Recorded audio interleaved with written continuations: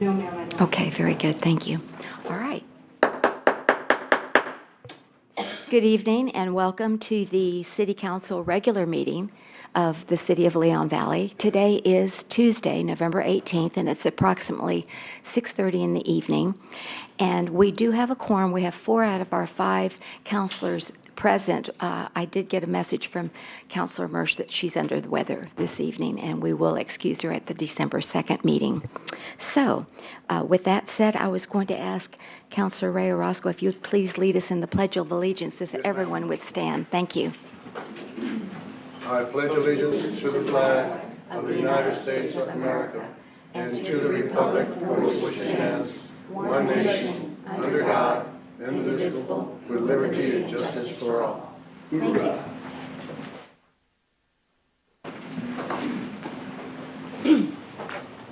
All right. Agenda item number 2 is citizens to be heard. Is there any citizen in or resident or visitor in our chambers that would like to address the council at this time? Please come forward and just state your name and generally where you reside, and you have up to 3 minutes to speak. Yes. Mr. Diaz, good evening and welcome. Abraham Diaz, 6014 Kinman Drive. Mayor, I got your email about 6 o'clock. Okay, very That good. you sent me. And I want to thank, the email was regarding the 3 firefighters. Right. And I want to thank the mayor and council, Dr. Calderas, and our fire chief for hiring the 3 firefighters that I so I know desperately you were asked for. passionate about it. I Passionate needed to about let it. you know. So thank you for that. I just wanted to come up here and tell you thank you.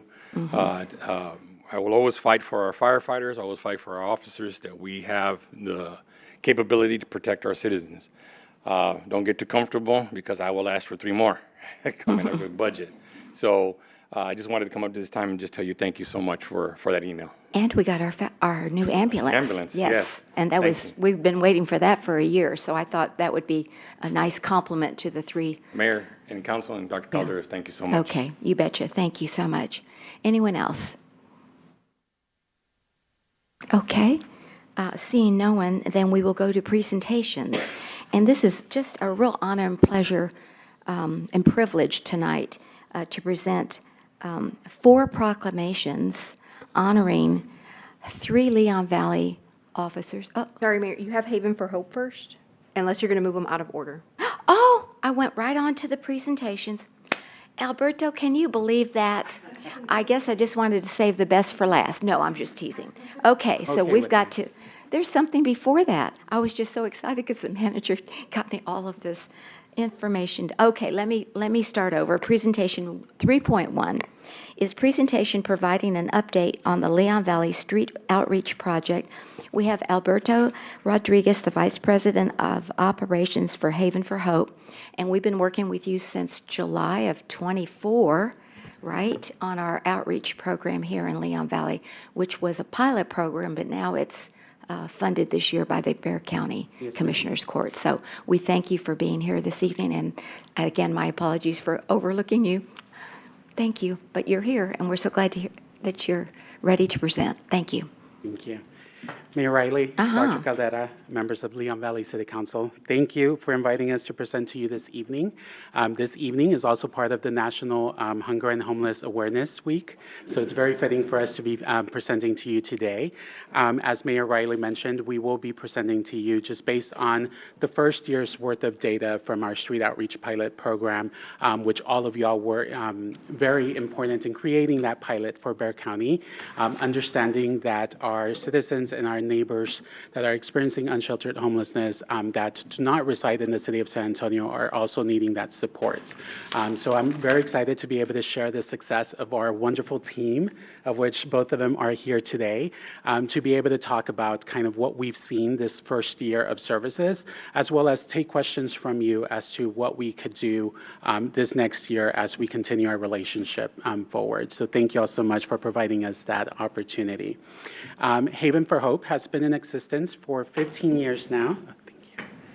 And within those 15 years, we've been able to serve just 54,000 unduplicated individuals. So we've offered a lot of services. That's about 3% of San Antonio's population that have come through our doors. Most of y'all may remember this from our conversation last year, but if you don't, there are two sections to our Haven for Hope campus. One of them is our low barrier shelter model, which is our South Campus. That means anyone over the age of 18 can come in and receive services at our low barrier model. There is a requirement that they do need to have an identification document. Much like anywhere else in the community, we need to know who we're serving. So that is what that requirement is there for.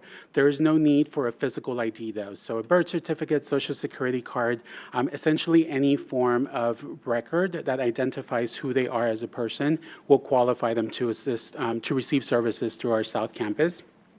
They are also able to receive services there and connect with our resource center, which can connect them to housing and income skills and all of those resources there. The other section of our campus is what you would consider your traditional shelter services, which is what we call North Campus now, which is transformational services. We do serve children on that side of campus, so the requirements are a little bit different. They do need to have a physical valid form of ID so that we can ensure that we run a background check to ensure the safety of our 250 to 300 children that we have on any given day at Haven for Hope. And then we do have some Bexar County residency requirements. Like you can imagine, whenever a new shelter opens up, there are other clients from other areas that try to access those services. So we want to ensure that we're supporting our community first, and that is that reason for that Bexar County residency requirement there. Sorry. The next portion of our presentation is kind of what makes Haven for Hope so great, and that's that collective model approach. We know that the work that we do for all individuals experiencing homelessness is difficult, and not one agency can do that work alone. So we do have 75 partner agencies that partner with Haven for Hope to provide all of those services directly from our campus, of which 43 agencies have offices on our campus, and 26 agencies are referral agencies. This means that all of the services that you can think of to be able to address your barriers, to be able to become self-sufficient, and to be able to receive housing are available through Haven for Hope. That helps with covering the task of having to drive across the city of San Antonio to receive various services. So you're able to get all of those from one place. And then you're also able to connect with case management as well that can help navigate you through those steps if you're needing that additional service.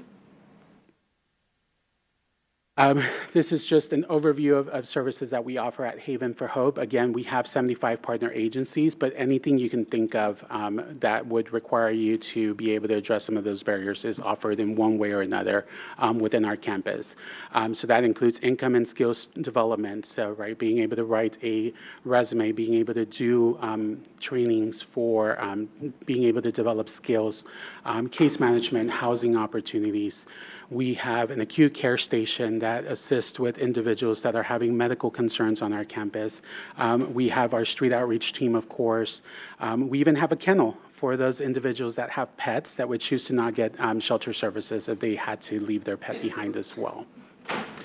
I'll get to the important part of the presentation, which I think y'all are more interested in, which is our 1 year's data worth of data for our Bexar County outreach pilot. So from the beginning of our relationship, which was August 1st of 2024, even though we started a couple of days early here in Leon Valley, to September 30th of 2025, our outreach team, which is a team of 2, have served 270 individuals and enrolled them into our HMIS system. These are individuals that are experiencing unsheltered homelessness within the Bexar County community that are also agreeable to us entering their information into HMIS. When our relationship building, there are some individuals that for whatever reason don't trust us just yet to give us that information to enter into HMIS. So this number is a little bit lower than what we're currently seeing out on the streets as we provide outreach. From those 270 individuals, 124 have accepted shelter services. That is a 46% success rate. For comparison, our HUD average is anywhere between 15 to 25% success rate for a street outreach project to be able to engage a client and have them agree to shelter services. So we're just about double of that success rate, which we're super excited. And at Haven for Hope, we've enrolled 111 of those 124 individuals that accepted shelter services.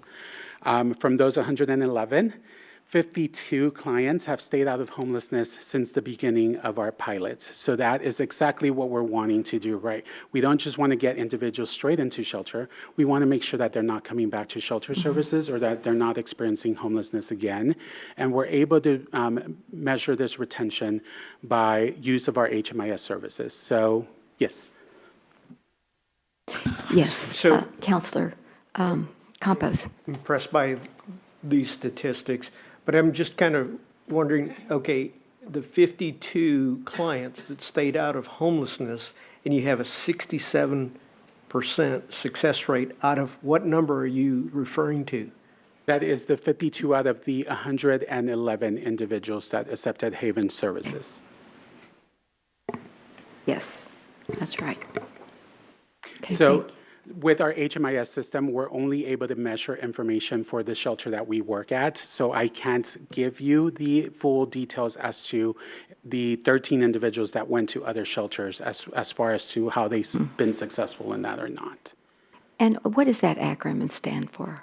HMIS, it's our Uh-huh. Homeless Management Information System. Okay, Good there we question. go. should have I just wanted to clarified be that. sure I got that. It's our database where all of the agencies that are providing services to individuals experiencing homelessness enter the information. Okay, very good. That's your data collecting. Okay, For our great. community. Appreciate it. Yes, go ahead, Mr. Campos. I'm a numbers person. Yes. So, you know, I don't see how 52 out of 111 is 67%.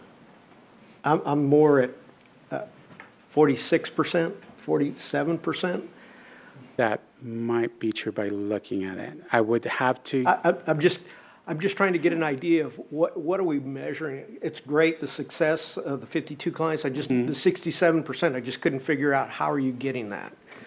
correct. I will have to check on that percentage and get back to you. We do have a director of data services and data sciences that kind of gave me the percentages. And not being a math person myself, I don't think I checked the percentage myself. So it's 46% of that 111. But I will get an answer for you, and I will email that to you all tomorrow so that we make sure we have that information clear out for you. As far as housing retention, we have not been able to, just because the program is so new, usually our housing retention, we do measure that at a year's mark. So we don't have enough data at this time to be able to provide that number. Hopefully next time we present, we'll be able to have some of that information, or as soon as we have that, we will send over to the council so y'all can have that data as well. And then the average length of stay for individuals accepting shelter services at Haven for Hope is about 54 days. That means that from the time that they enroll Haven for Hope to the time that they leave, it's a 54-day mark as to how long they're staying in shelter. Okay. As far as unduplicated individuals that we've served for fiscal year 25, as you can see, we have provided services to 4 different cities within Bexar County. Leon Valley being the first city that we're still providing services in. We've served 163 individuals that we were able to enroll into our HMIS system. Live Oak, which we were there just up until July. We served 40 individuals during that time frame. Balcones Heights, which we started about August of this year, 68 individuals.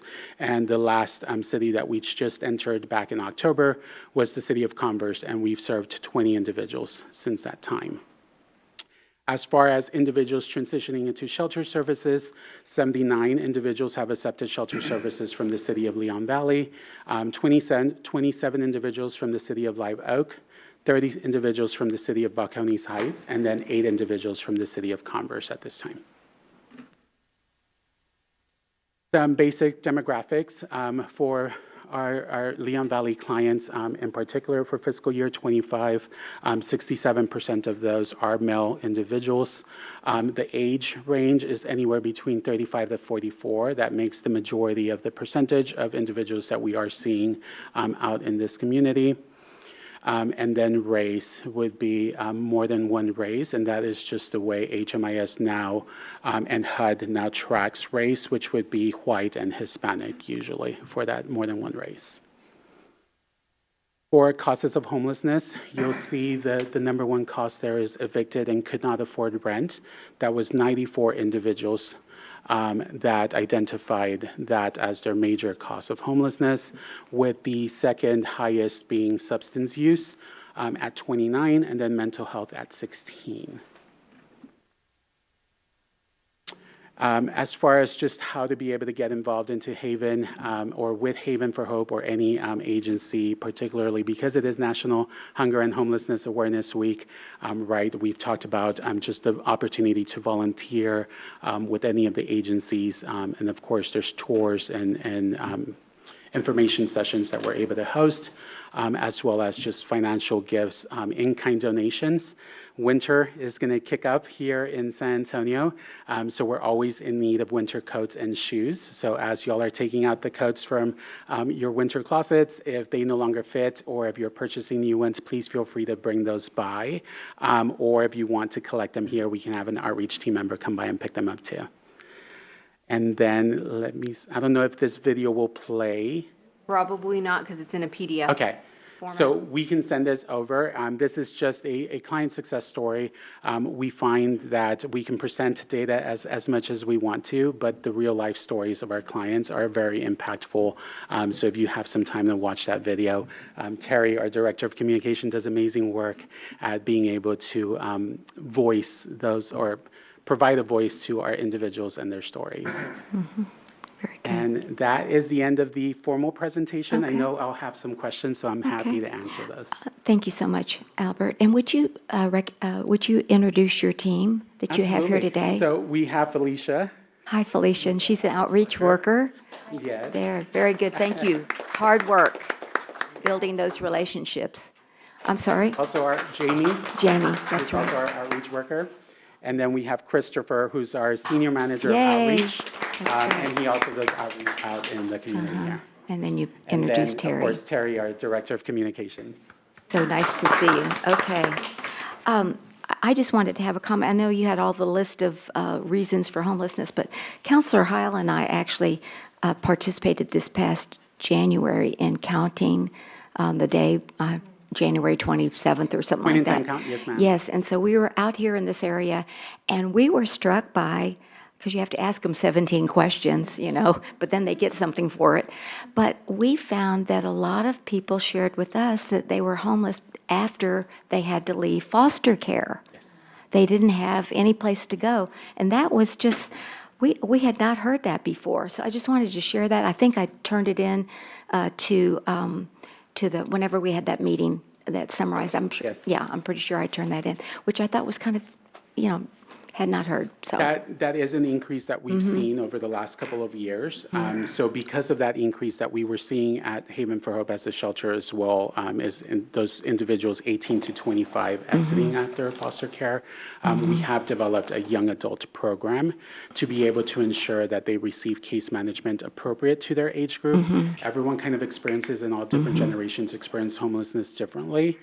So what we were seeing is that at our shelter, we were seeing a lot of increase in young adults, but they weren't staying long. So we did go on a listening tour. We heard them out as to why weren't they staying at Haven for Hope, why weren't they being successful, and a lot of that was just they weren't comfortable being around all the other populations. Okay, I see. So we've created specific wings in our dorms for them to be able to be within their own age group. They have their own TV room, they have their own service model delivery, essentially, to be able to receive those services Right. comfortably. Right. And not be taken advantage by other populations that kind of pry on their need for family and connection. Great. And I'd say lack of ID was really big too, that we heard, and also fallout from family. Yes. They just disconnected from their family. It just was so sad, but they wanted help. It's just like we've learned, you have to develop those relationships, and it takes a lot of time, sometimes up to 15 one-on-ones before they trust you and want to receive help is what we've learned. Correct. So Yes, ma'am. thank you for that. Betty, would you like to add anything? Because you were a real trooper with me that night, and I was so glad she went with me. That was a real experience. Yeah. It was really eye-opening. And I didn't realize what it was like. And they're very close to us. I mean, as we drive down the street, and then you paid attention to where they were camping. And like the mayor said, you can't just go one time and say, okay, we're going to put you in Haven for Hope. They have to build trust. And these people were very open with us. And They it was were. heartbreaking. It really was. I think I felt hopeless a lot of times. And the different things that people ask for. And you never think about it. But we learned a lot. Thank you for what you do. No, thank you, and thank you all for volunteering for Point Oh, Lake you're St. welcome. Pete. I'm going to That's do it always a again huge next deal year. in the community. Yep. That's right. Right, you're going to come with me, right? Okay, very good. Yes, Counselor Campos. Mr. Rodriguez, I want to just tell you, thank you for everything that you do for this community. It does matter, and the results are very impressive, and it shows that you and your staff have done a great job. So I just want to tell you, thank you for what you do for this community. You bet. Yeah. Right. We need more housing. We definitely need more housing, don't we? Yes, we So- definitely need more housing. We need more investment in emergency shelter, and we just need more people that care Okay. in our community too. Well, very good. Well, thank you. Is there any other questions from the council or anyone in our chambers that would like to ask a question? We always have a dialogue here. So, all right. Seeing no one, then we thank you again for your presence this evening, and thank you for all that you do, and let's stay in touch. I don't know, I think will it be an annual, or will it be a quarterly update, or, anyway, we'll be in touch to keep the momentum going. So, thank you. Thank you so much. again, and have a happy Thanksgiving. We have a lot to be grateful for. All you. righty. Yeah. Thank you. All right. Let's give them a round of applause for what they do. I mean, really, it's hard work. So, okay, very good. Okay, so I jumped the gun at the beginning of the meeting with the proclamation, but let me ask Leon Valley Sergeant David Trevino, Patrol Officer Lucy Salone Abrajaning, I'm not pronouncing your name right, Virginia Anger Miller, and San Antonio Patrol Officer Jesus Aguirre for exemplary service in a missing person case. If you would come forward, please. And do we have the? I have them here, Mayor. Okay, but we don't have the Anderson family. All right. Them Yes. here, she mentioned she was gonna take And y'all are going to have to help me because okay, I'm trying to think. This was probably about 2 months ago. I got an email from a Leon Valley resident, and she was just ecstatic that her father, elderly father, somehow he got separated from his home. I want y'all to tell the story. I heard it, through the grapevine. And he went missing. And she was worried like you wouldn't believe, but she wanted to recognize you 4 individuals for helping to find him and bring him back. So before I read, I'll read the proclamation, and would y'all tell the story? Or vice versa, wherever you want to do it. Okay, thank you. And would you introduce yourself, please? I'm David Trevino, David, and you're a sergeant? Sergeant for the Yes. shift, yes, ma'am. I'm Officer Abajian. Abajan, okay, thank you. Officer Anger Miller. Okay, Officer Jesus Aguirre. okay, thank you, appreciate it. All right. So, let me read the proclamation. Excuse me, put this down. Let me read the proclamation, and they've all got a proclamation, and it all says the same thing, except for each one of them has their individual names on the proclamation, of course. So let me read the proclamation. Whereas the Leon Valley and the San Antonio Police Departments serve their communities with integrity, dedication, and compassion, ensuring the safety and well-being of all residents. And whereas on Wednesday, October 8th, 2025, officers from the Leon Valley and San Antonio Police Department responded swiftly and professionally to a missing persons report involving Mr. Ned Anderson, an elderly resident.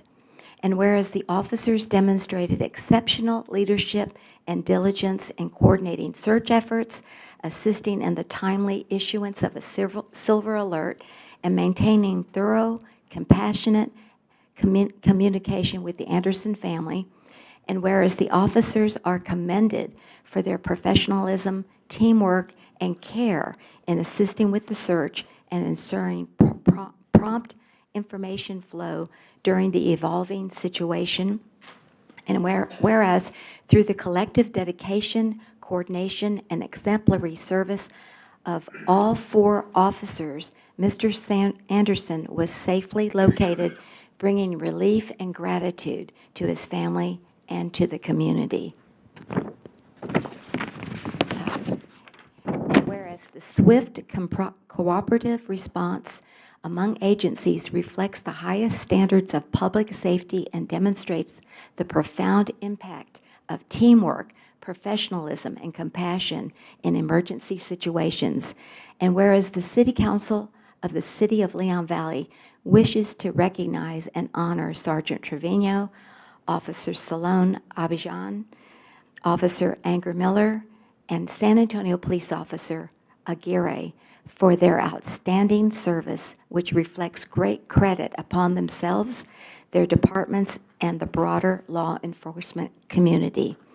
Now, therefore, let it be proclaimed that the City Council of the City of Leon Valley, Texas, hereby expresses its deepest appreciation to the Leon Valley and to the San Antonio Police Departments, and especially to the 4 officers whose efforts ensured the safety and well-being of a beloved resident. Now, therefore, be it resolved that I, Mayor Chris Riley, Mayor of the City of Leon Valley, do hereby proclaim sincere appreciation to Sergeant David Trevino, Patrol Officer Lucy Salone Abidjan, Patrol Officer Virginia Anger Miller, and San Antonio Police Officer Jesus Aguirre, signed by my hand this 18th day of November, 2025. So let's give our officers a round of sincere appreciation. Okay, my biggest question is, how did the City of San Antonio jump into the Leon Valley? So y'all have to, somebody has to give the story. So who's going to do that? Give it to Sergeant Trevino. Okay, Sergeant Trevino, okay. It was midday, and we got a call for a missing person. Officer Anger Miller was assigned the call. As she got to the location, she was able to speak to, I think, the grandson to start with, right? Was that correct? Yes. Yeah, the elderly gentleman had driven away on his own sometime during the day. We did a search within our city as much as we could. Officer Anger Miller did a great job. Officer Abidjan drove around. I mean, I think she went out of the city a couple miles here and there looking. It just went through the night or through the afternoon towards the evening. We got as much information out there as we could. We assigned the clear alert, everything we could, put the BOLO out through the county computer-aided dispatch system. Officer Aguirre, I think, ran into him somewhere around the Dominion on an access road later that evening. He'd been driving around for, I guess, quite a while now. It was quite a while, and yeah, we were able to get him home safely. It worked out really nice. I mean, he was in a car, not on a foot. For some reason, I thought he was on foot. No, Okay. he was his own vehicle. Okay. I think I'm trying to remember now. He had a physical therapy appointment, and the guy left, and I think his grandson came home from school and said, "Wait, Grandpa's not here," and it went from there. So we were kind of just.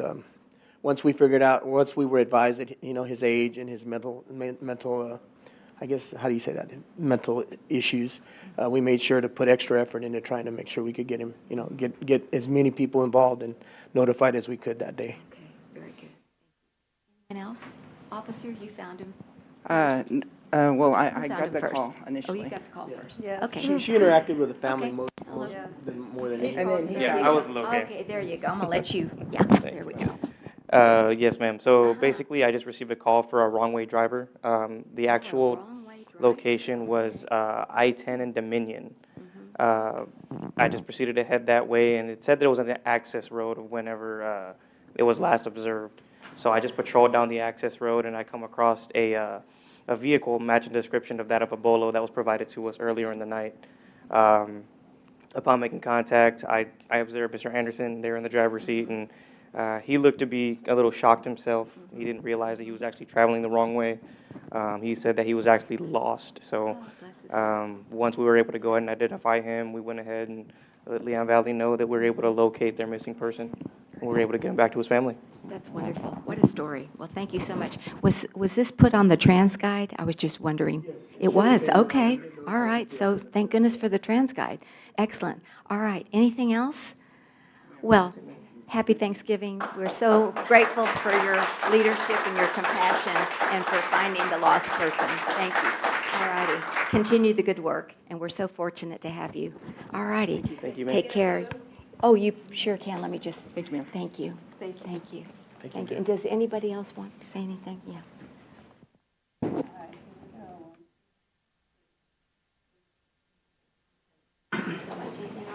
All righty, y'all take care. We'll see you in the hood, right? All right.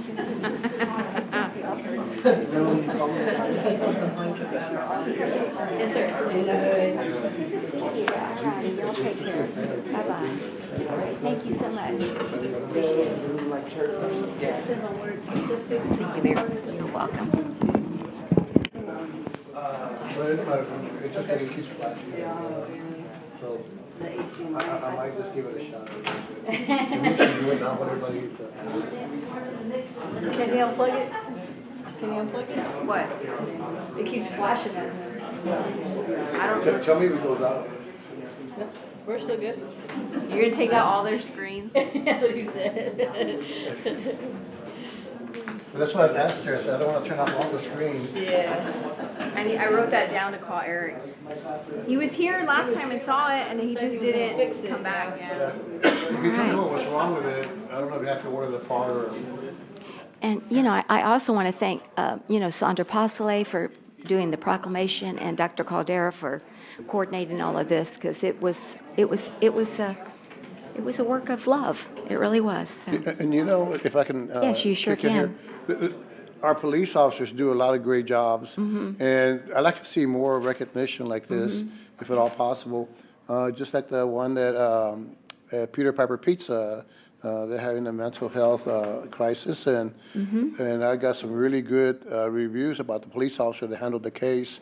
And this is a police officer that got spit on. He got, attacked, but he took care of the situation. Things like that, that other people may think that it's a normal thing to do. That's their job. No, sometimes they go beyond. And I'd like to do more recognition if at all possible. This is great. That was wonderful. But, we would not have known about it if the daughter did not contact us. Right. So we normally don't do proclamations unless requested by somebody. I don't. And I she don't was normally very generate adamant. them on my own. But if y'all ever have somebody, or you get notice of somebody doing an excellent job on something, I'm sure the mayor's more than happy to. Oh, honor I them love more. proclamations, don't I? Oh, gosh. Okay. Sounds good. Yes, sir. Go ahead. So this is an example where this alert took more than one police officer to handle it from start to finish. And so, where there's been questions of why do we need more police officers? We didn't have as many police officers 20 years ago. This is an example, because we needed more than one officer to handle this one issue. So I just wanted to remind everybody that when we're going through the budget, this is why we're talking about unfunded mandates and stuff of this nature, requirements that the state or the federal government have on local jurisdictions as to why we need our police officers. Okay, very good. Thank you. All right, so we'll continue. Presentation 3.6. This is a continuation from our last meeting. We needed some more information, and so thank you, Melinda, for following back up with us on this. It's discussion and direction to staff on library annex roof repair. And we have Melinda Moritz, our Public Works Director, here this evening to present. And you've got the Board of Directors from the library in strength tonight. So welcome to all of you, and we're so glad you're here. So go ahead. Thank you, Mayor and City You bet. Council. Y'all have already seen this presentation. And the librarian, excuse me, I don't want to. And the librarian. Yes, that's right. The only thing that I would add to this presentation, I was thinking about it. We did get a quote back from one of the modular building companies, and they can provide a building that's the same size as what they've got right now for $150,000. And so it's a lot lower than what I had quoted. I think I had said 250,000. If you decide to do a building like that, I would budget for 200,000 and then whatever's left over, because there's going to be site-specific stuff we would need to address as well. But whatever's left over from that 200,000 would just go back into the general fund. The other comment that I had on it is the building that they're in right now has no signage. And so even though they're at the corner of Poss and Evers, there's no parking. The signs that they do put up in the window when they're having a book sale are tiny. They don't have any visibility. And I feel like if we were to put them over by the library on that vacant lot, we could put signs up and get them more advertisement. And I think they could they could generate a lot more revenue just by people knowing that that's what was there. In addition to that, of course, we would move the archive room from the library to the new building, and that would free up space in our existing library. So that's all I had to add for that. Okay, so you're saying that you found a new building that's handicapped accessible that would fit on that lot for 200,000? Well, it wouldn't be on- 150,000. It wouldn't be on you that said- lot. Not on that lot. We would not put it on that lot. Okay. It would be on that But then vacant lot that's behind you were Poppy's. saying about signage, so that's why I was thinking, people don't know Yeah. even what that building is now. I mean, Right. yeah. Okay, so 150, but you were asking for 200,000 rather than 300,000 last time. Okay, very good. And then, of course, the library director's here and the board, so. Okay, all right, so, So the question came up, y'all had two questions. One, how much do they make? And we provided that in the packet. And so it was roughly about $2,000, give or take, what given year. And then they provided an analysis of what the Friends provide to the library. As I mentioned to you, and then I responded to Mr. Compos's email, at minimum, if we decide whether they're going to stay there or go into another building, we at minimum need a memorandum of understanding with them. We have not, they've just kind of been operating out of a city building for some time. Mr. Campos did ask us to see how much we're paying in utilities and repairs. Melinda estimated probably about $1,000 in repairs over the last 2 years. on the building? On the building Okay. itself, just little things that break there. And then we're still looking at the utility bills for that. And so I'm waiting for that email to come in, so I'll update you all on that. But we pay all the utilities there. So technically, we should have a memorandum of understanding that they provide, which they do. There's a public use. They provide the funds to the library, and they're reciprocated by being able to use that building in order to do their book sales. So you could do a memorandum of understanding within the parameters of law. It's just a matter of actually having one. Y'all have never had one with them. They've just been operating that way since the 80s. So that would be my only kind of comments in regards to that, is you've got to sew that up in some form or fashion Okay. if they're going to stay there. I thought I heard you say to us at the last meeting that you're working on an analysis of all of the capital needs. This would be one of those in the list, but there's a lot. And I love the library, but I personally like to see that list so that we can get citizen input on what we would like to fund first, second, third, because it's tremendous. Yeah, It's- so the list is yeah. long, and when the original quote was 300,000, and when I look at 300,000, I'm like, that's an ambulance. That's yeah. a good portion of the fire truck. That's, we have the restrooms at the park are roughly around that cost. And so I don't want to, on emotion with everybody here tonight, and everybody's very passionate about the library, I'm not saying that we shouldn't fund it. I'm just saying in what order you should fund them in. And so you do have the restrooms at the park that need to be handicap accessible as part of your ADA plan. And so you've got some other infrastructure needs, and I would hate for y'all to spend the money, that portion of the money. Now, it's a little bit less now, maybe that's a little bit more palatable to y'all, I don't know. But you would take that money out of the bucket to do this, and that would be removed from that infrastructure list, and then you would consider whatever you have remaining, in your reserve fund to fund the other infrastructure projects. So, again, it's just one of those things of how you want to prioritize those needs. And I think maybe I'd like to hear from Mariana or somebody, but what I understood from what I read was that you raise the money from the book sales and then you put it back into programming, correct? And then when you look at the programming, then it yields many more dollars, right? So go ahead, Regina, if you'd like to address this, and then I'll take questions and comments from the council as well. Thank you, and good evening, and welcome. Thank you, Mayor and Council. I think the most important thing to look at with the return of investment and the analysis I provided is that library money works a little bit differently than normal money. Normally, you're looking at dollar for dollar, and when you invest into the library, you're getting more of a return of investment back to you than you are for what you're putting in. And so that was what the analysis provided. So if you have any questions on that part, I can answer that for you. Okay, all right, very good. I'm going to defer to my colleagues on that one. Anyone else? Yeah, there was look at that. Counselor Campos, go ahead. Go back there. So is the question before us, the $6,500 in repair Right. for the roof? And I had a follow-up question, is there by any chance, because of the damage and any rain that might have caused this damage, is there any mold within that building now? Not that we can see visually. I mean, they're going to take the existing roof off when if you do decide to re-roof it, and they'll be looking at the decking underneath. But right now, without tearing the roof off, I can't give you a definitive answer on that. Okay. And then I think we had a conversation where we were going to leave a tarp on until January. Is that what Right. I think? That's what we talked about last time. Yeah, exactly.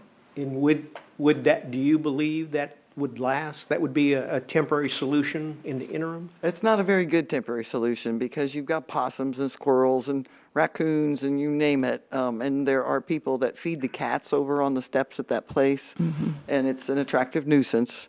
There could also be, we're having rain on Thursday, supposedly. Yeah, I know. Keeps going down. But, if the tarp blows off, we'll have to go put it back. There's, there's a chance of more water damage just over time, If vandals get up there and take the tarp down, I can't predict it, you know what I mean? Okay. And then, Regina, the return on investment, I did understand, what we were talking about in the packet.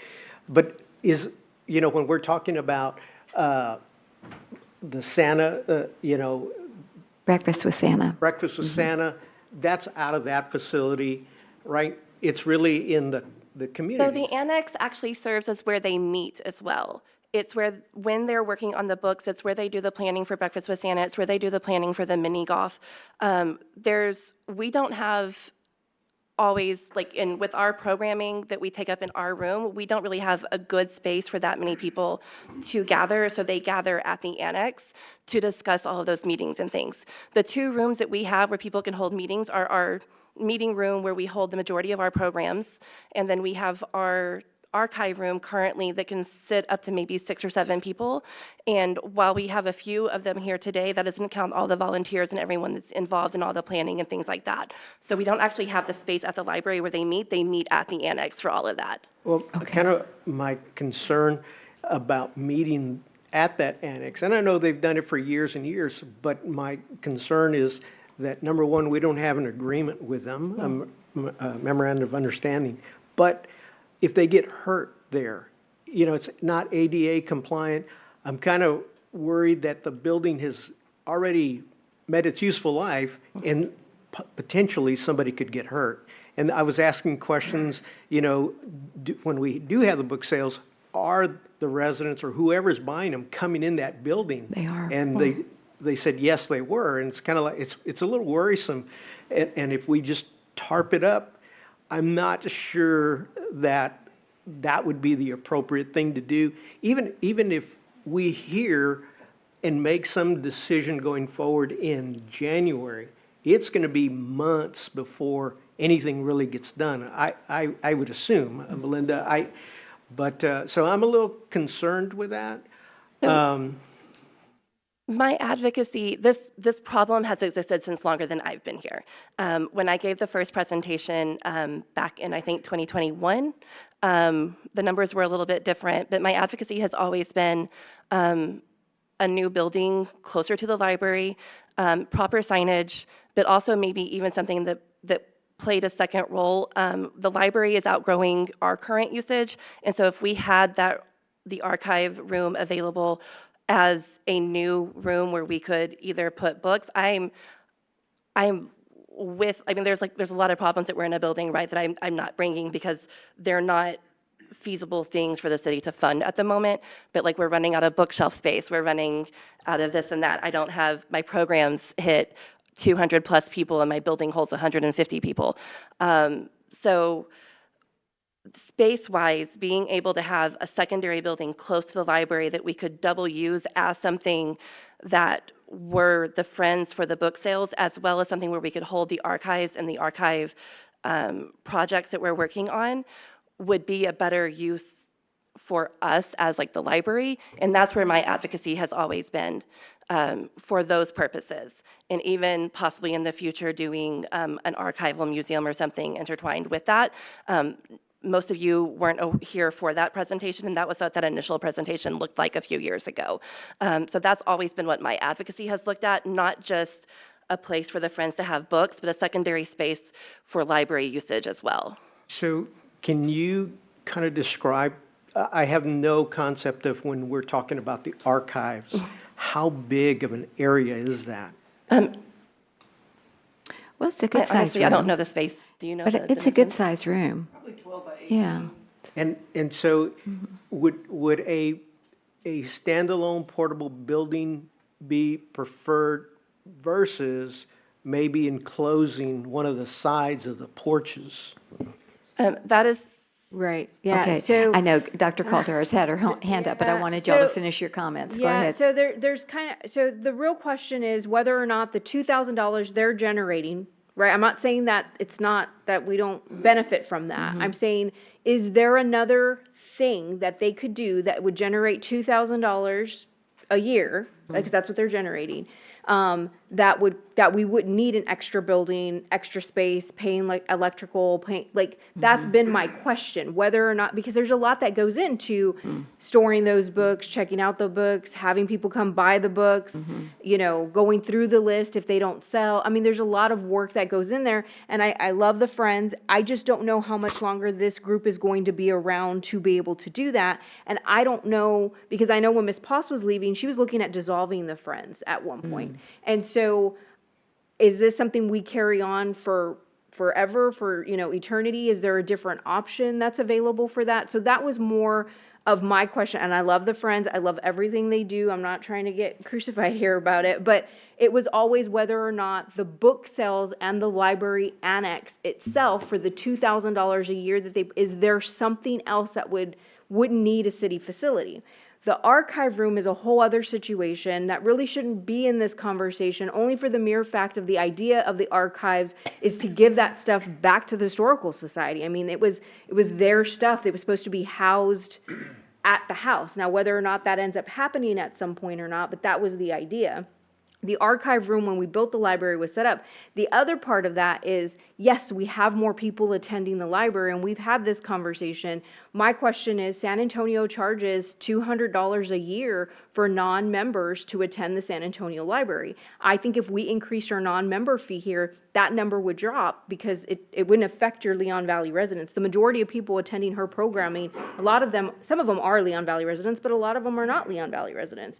So that's a separate conversation we need to have. So this conversation, because I love the Friends, everything that they do, the archive room, the extra building, all of those are very important conversations, but the conversation we're having right now is the library annex and what the library annex is giving back to us, and it's giving back to the city $2,000. And if you we pay $39 a month for pest control, you got to be paying at least a minimum of $40 in water every month, and then probably another $150 in electrical if I just wanted to estimate a month for eternity to store books, to have one book sell a month. So adding all that up, is your return in investment really there if you're just focusing on that?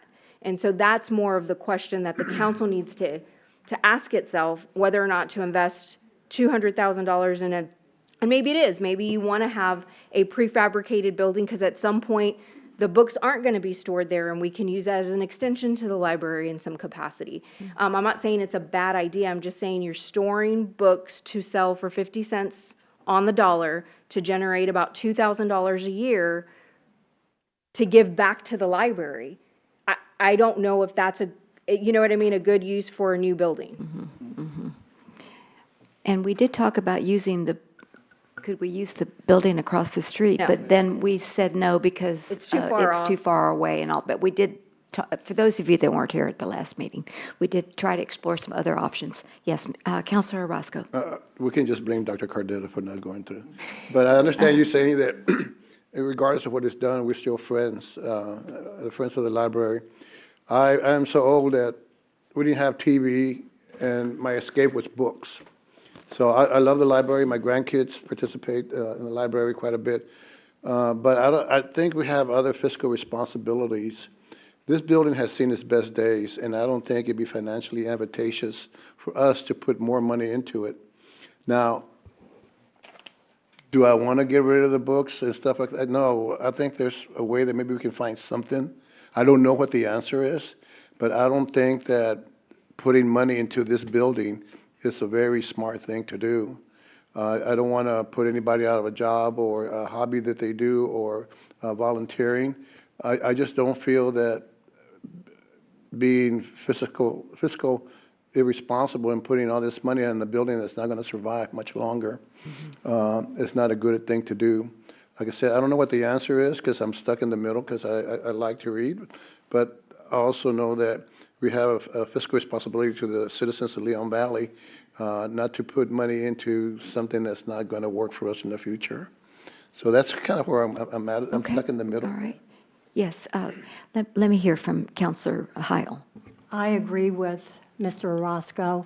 I mean, we just went through a budget that was so difficult that we took peanuts out of it. I mean, nobody got anything. And I just can't see, I think the citizens would be unhappy if we spent that money to repair a building that we're going to be tearing down in a couple months. And I know we need something, but I don't think we have 200,000 right now. And I think we put it before the citizens. That's and what I'd ask like to them do. what their priorities are. And I like the library too. I'm sorry. Councilor Orozco, go ahead. Campos made a good point. How safe is it for somebody to be inside this building, even with a new roof? I've been into that, and the floors are kind of flimsy. So are we going to put anybody in danger by allowing to continue to go in there? Okay. Good point, though. All right.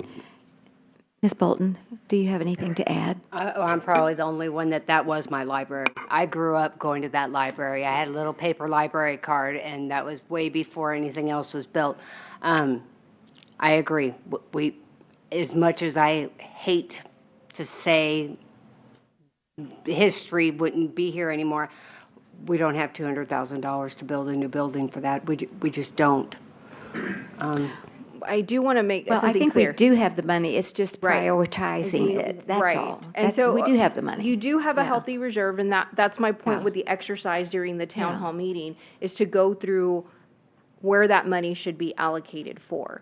And I'm not saying that the library shouldn't be on that list. I'm just saying I would hate for y'all to say, do it now, and then we get there and you're 200,000 short on something that the community collect, and it may be the library, I don't know. I just don't want to tell y'all, yes, we need to do, and the mayor knows, I'm a very big reader. I love the library. I'm an avid reader. We exchange books. Yeah, avid reader. I love the library. I love the Friends. I love all of the stuff that they do for the library. They do give back and then some. We have big donors that love the library. The former mayor, Marcy Meffert, donated a lot to that library. And so, but we're not talking about the library. We're talking about the library annex, the portable building. And so I think we're tying them together. And I'm not saying that they shouldn't be tied together. I'm just saying, is there, and I don't know, maybe there isn't. Maybe that's the only way for them to generate that amount of money annually, and I'm wrong about it. But my question would be, is there something else they could do other than that? Okay. Yes, Councilor Campos. I had one question. So in my mind, when we talk about archives, I'm thinking about historic books.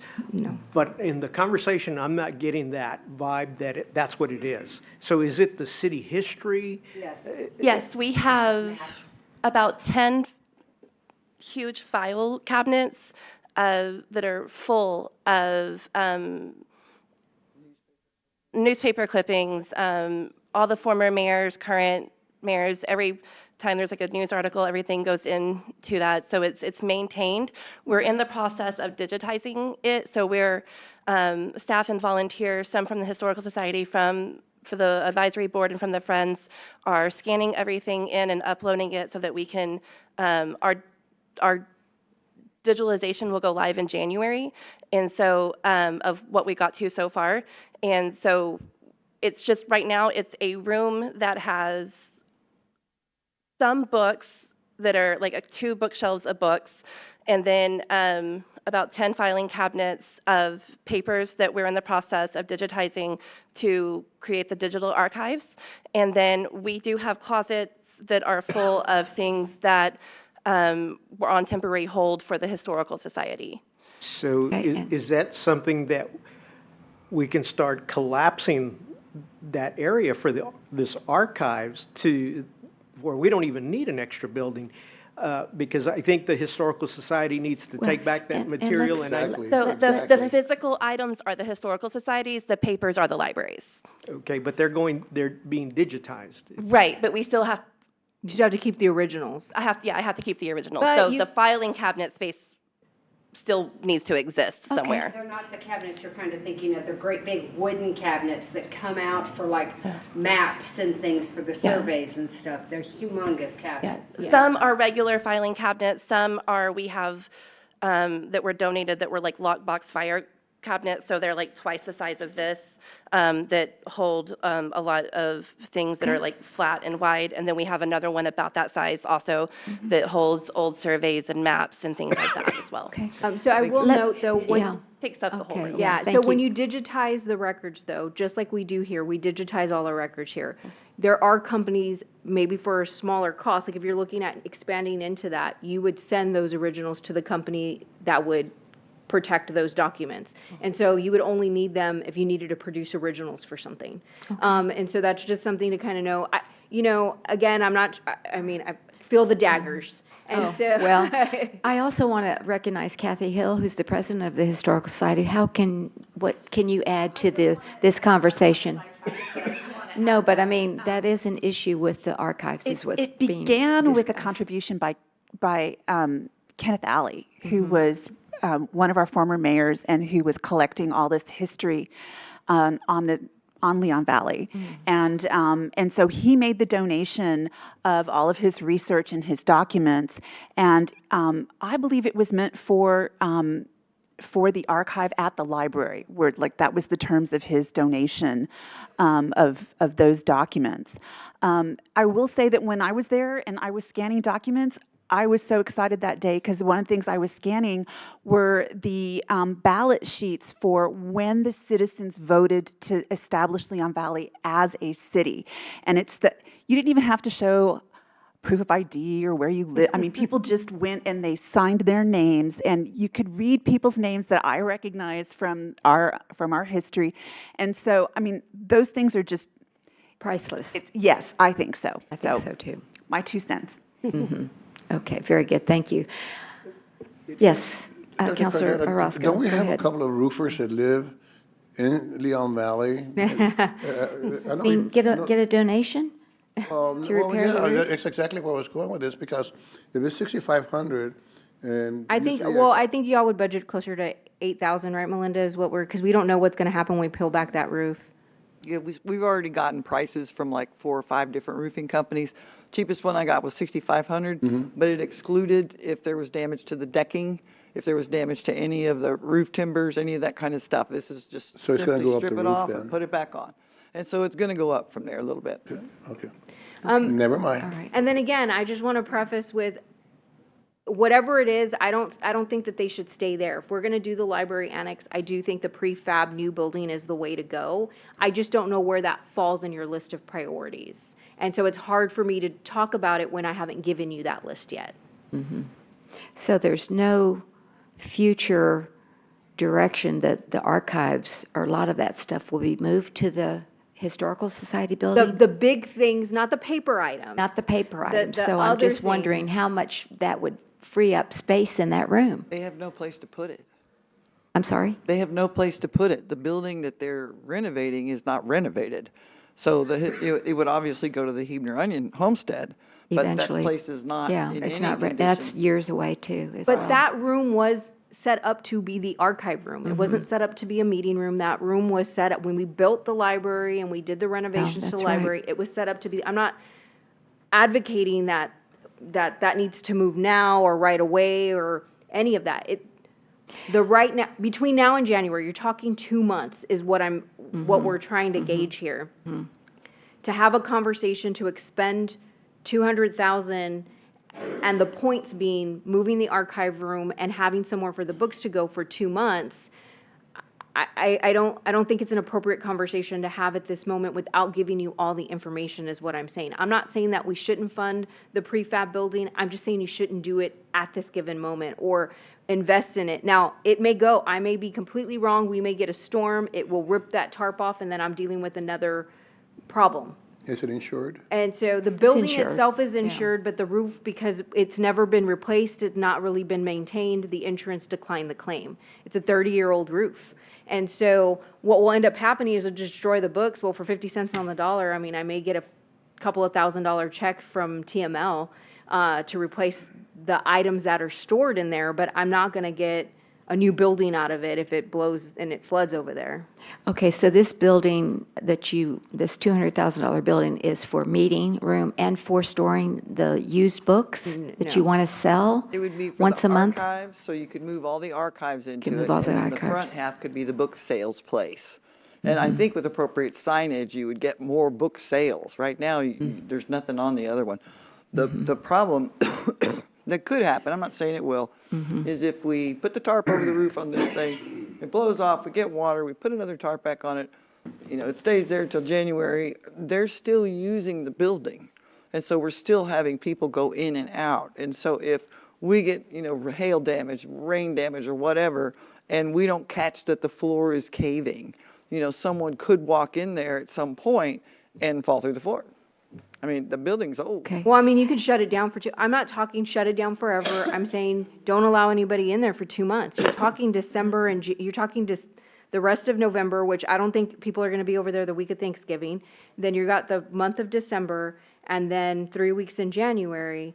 And then in January, we can have a whole conversation. All these people are going to show up in January and they will vote for the library annex, and that may change our prioritization list and put it further up on that list. And that's Okay, exactly yes. where I was going with Okay, that. If we Mr. can Orozco. table this till January or early February, until you get that information that you had just mentioned. I'm not saying that we're delaying the inedible. I'm just saying that it's buying us more time to get that information. Okay, If we can, do I need to make a motion on this? No, or- I do see people who would like to speak from the library board, so let me ask you to please come up and just keep your comments as brief as possible, because we've had 30 minutes on this already, so. Okay. I can make the suggestion. Mariana Christensen, yes, okay. President of the Mhm, Friends. Right. I haven't discussed it with anybody, but there is a possibility, because the book sales have decreased over the years due to the use of ebooks, audiobooks. We still have a lot of people that do attend the sales. But if we, the Friends, could come up with an alternate or a third option for fundraising to help the library, like we have mini golf, we have breakfast with Santa. As much as we would and this is my opinion, I haven't talked to any of the Friends members about it, we could shut the annex down and not sell books.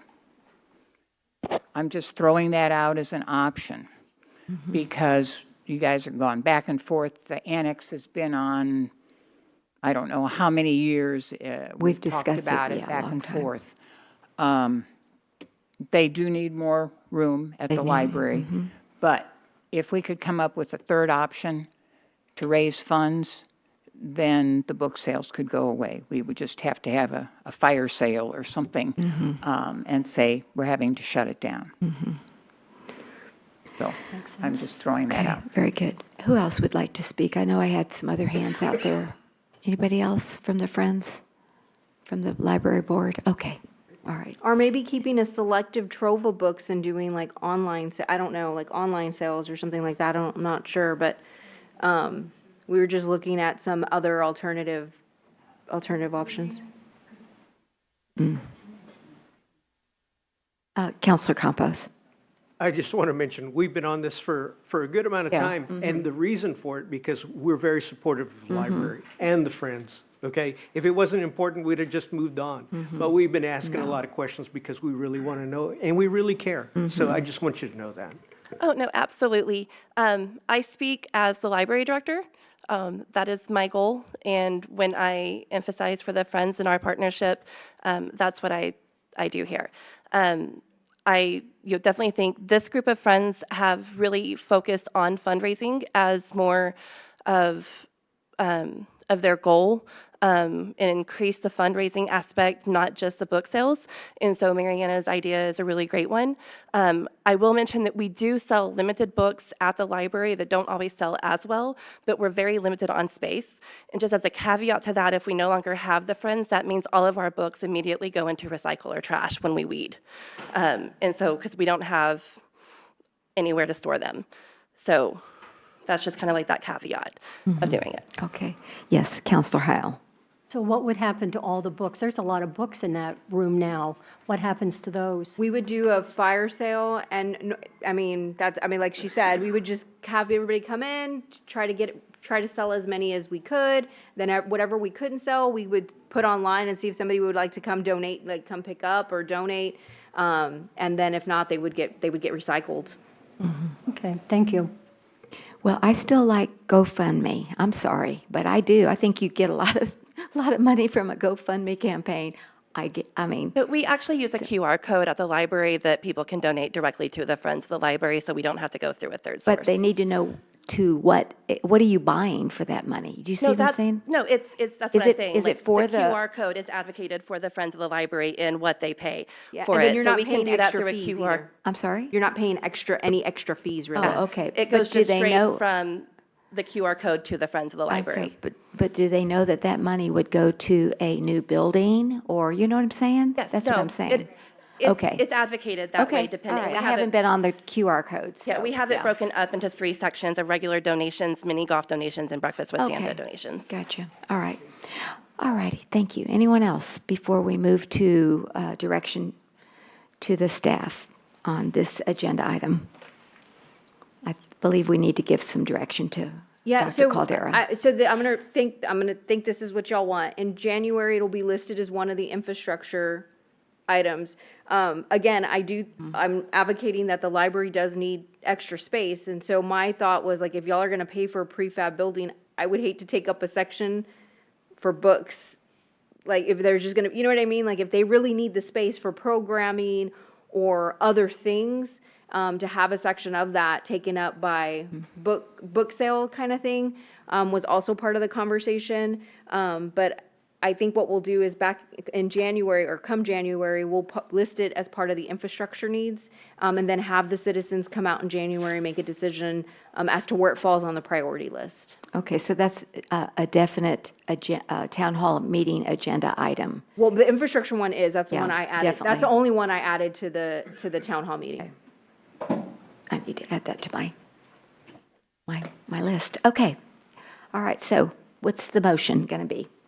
Yes, go ahead. If we could table, Use your mic, please. Thank you. I'm sorry, we can table this item till at least January? Is that what you- January, and then until then, it will remain closed. As mentioned.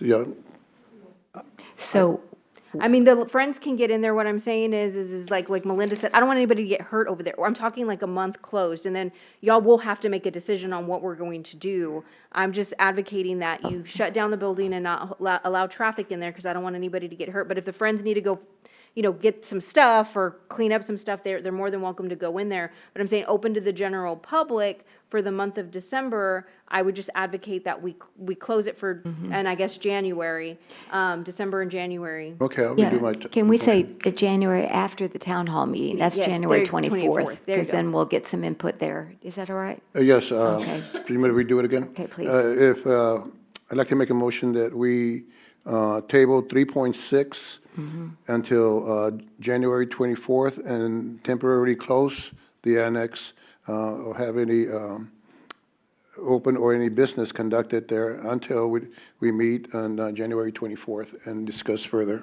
Okay. I'll second it. All right, so we have a motion by Counselor Roscoe and a second by Counselor Heil to table this agenda item until after we get input from the town hall meeting on January 24th, with the caveat that we would like to close the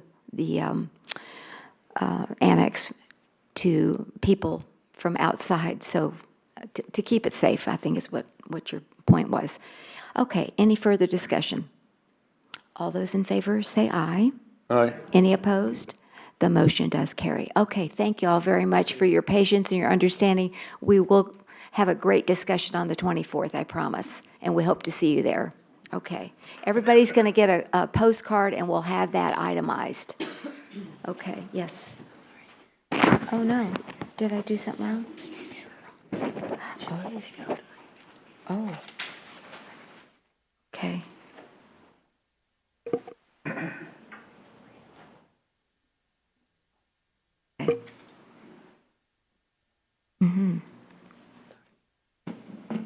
There we go. Thank you. You're welcome. Okay. Excuse me. All right. So we're going to move on to agenda item number 7.7, update and presentation and update on Oakville. We have Dave Demline, our Assistant Public Works Director, here to present. Thank you so much. Thank you, Mayor and Council. We have this Oak Wilt presentation for you this evening. As many of you know, Oak Wilt is a destructive and incurable vascular fungal disease. All species of oaks are susceptible. Some are being more, somewhat tolerant. Your red oaks, Shumard, Spanish, and live oaks are highly susceptible to the pathogen, and trees with oak wilt generally do not survive. So the fungus kills the tree through an infection, enters the tree through some wounds that are caused by pruning in many cases, storms, and then sap-feeding beetles carry the spores from infected trees to healthy ones, especially in the spring and early summer. And then a blockage occurs, fungus grows within the tree's vascular system, has a reaction where the tree fights the invasion and basically cuts off its supply of water, if you will, leading to the disease and the actual wilting of the oak tree. It spreads both above ground and below ground.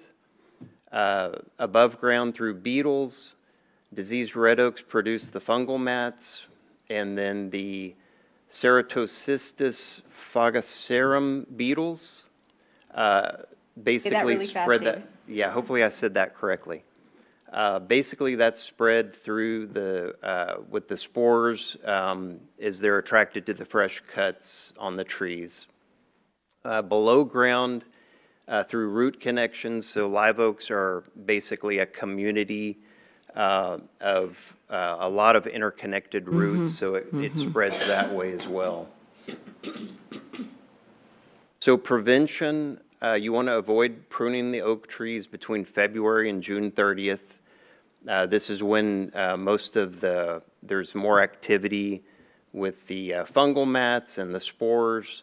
You want to clean your cutting tools each time you prune a different tree. You want to really paint the oak tree wounds immediately.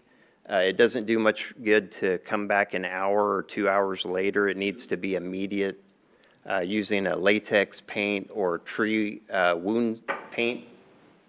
And then you can trench. I'll get into that in a little bit. You can treat healthy oak trees with injectable fungicide every 18 months.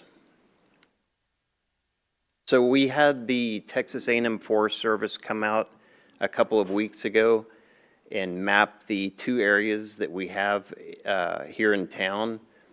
This is the bluebird area. And so you can see like in the red area is the diseased area. And then we have two rings around there for the immediate treatment. And then you have a following treatment zone, which is the blue line. So if you have trees in those areas, you probably would want to treat your oak trees. And there hasn't been a lot of movement over the last time we had this mapped was in 2021. And so the other area we have is Evers Road, of course. That's a larger area. You can see the diseased area in red, and then again, the two zones that you would want to focus on treatment. There has been some movement, more so like into the San Antonio area and a little bit into Forest Oaks.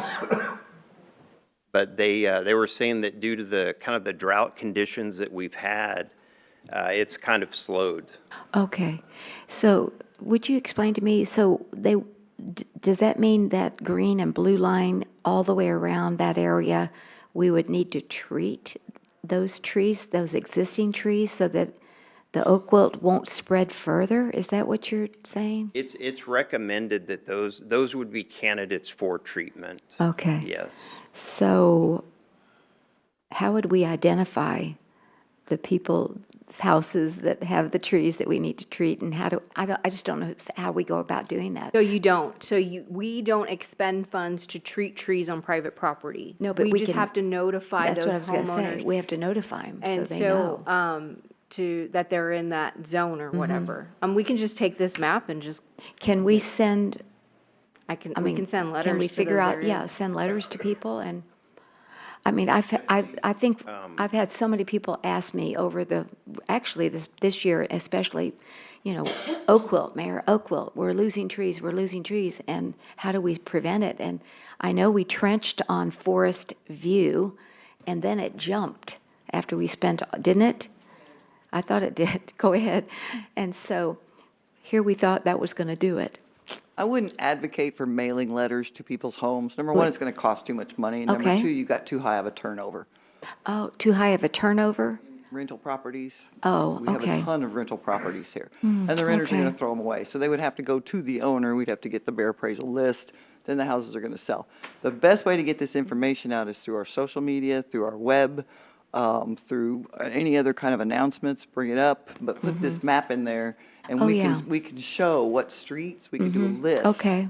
And put That's that on all of the social media. Can we that put it the have. Lion's Roar? Sure. Okay. I don't know we can get it in this issue. No, we probably can't. Yeah, but, okay. All right. Very good. Thank you, Melinda, for that suggestion. All right. So the efforts to combat oak wilt, as you mentioned, Mayor, we did trench Forest View. Yeah. A little over 1,000 feet, and it was about 5 feet in depth. It did hold for a while, but of course, we did have a case or two that jumped. And the thing with trenching is, you may have a route that goes 20 feet in depth, so it can be difficult.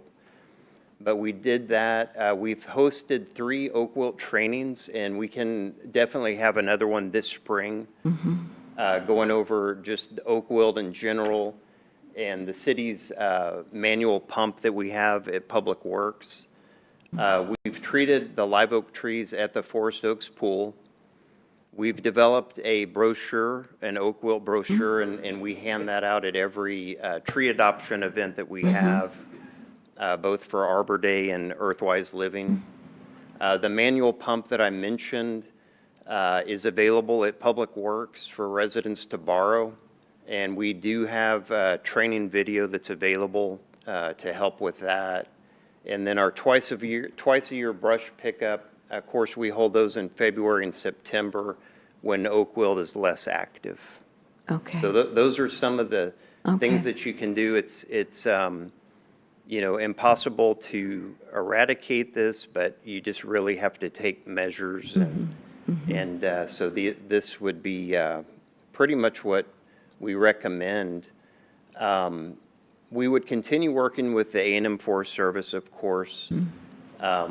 and continue distributing our Cities Oak Wilt brochure, and then just, continue with training, and that's kind of our plan moving forward. So Okay. I'd be happy to answer any questions. Okay, so as soon as you have that scheduled training, we can get that out through social media, through whatever, so we can get people to go. Right. Okay. Anyone else? Because that's really important. And, okay. Yes, Counselor Campos.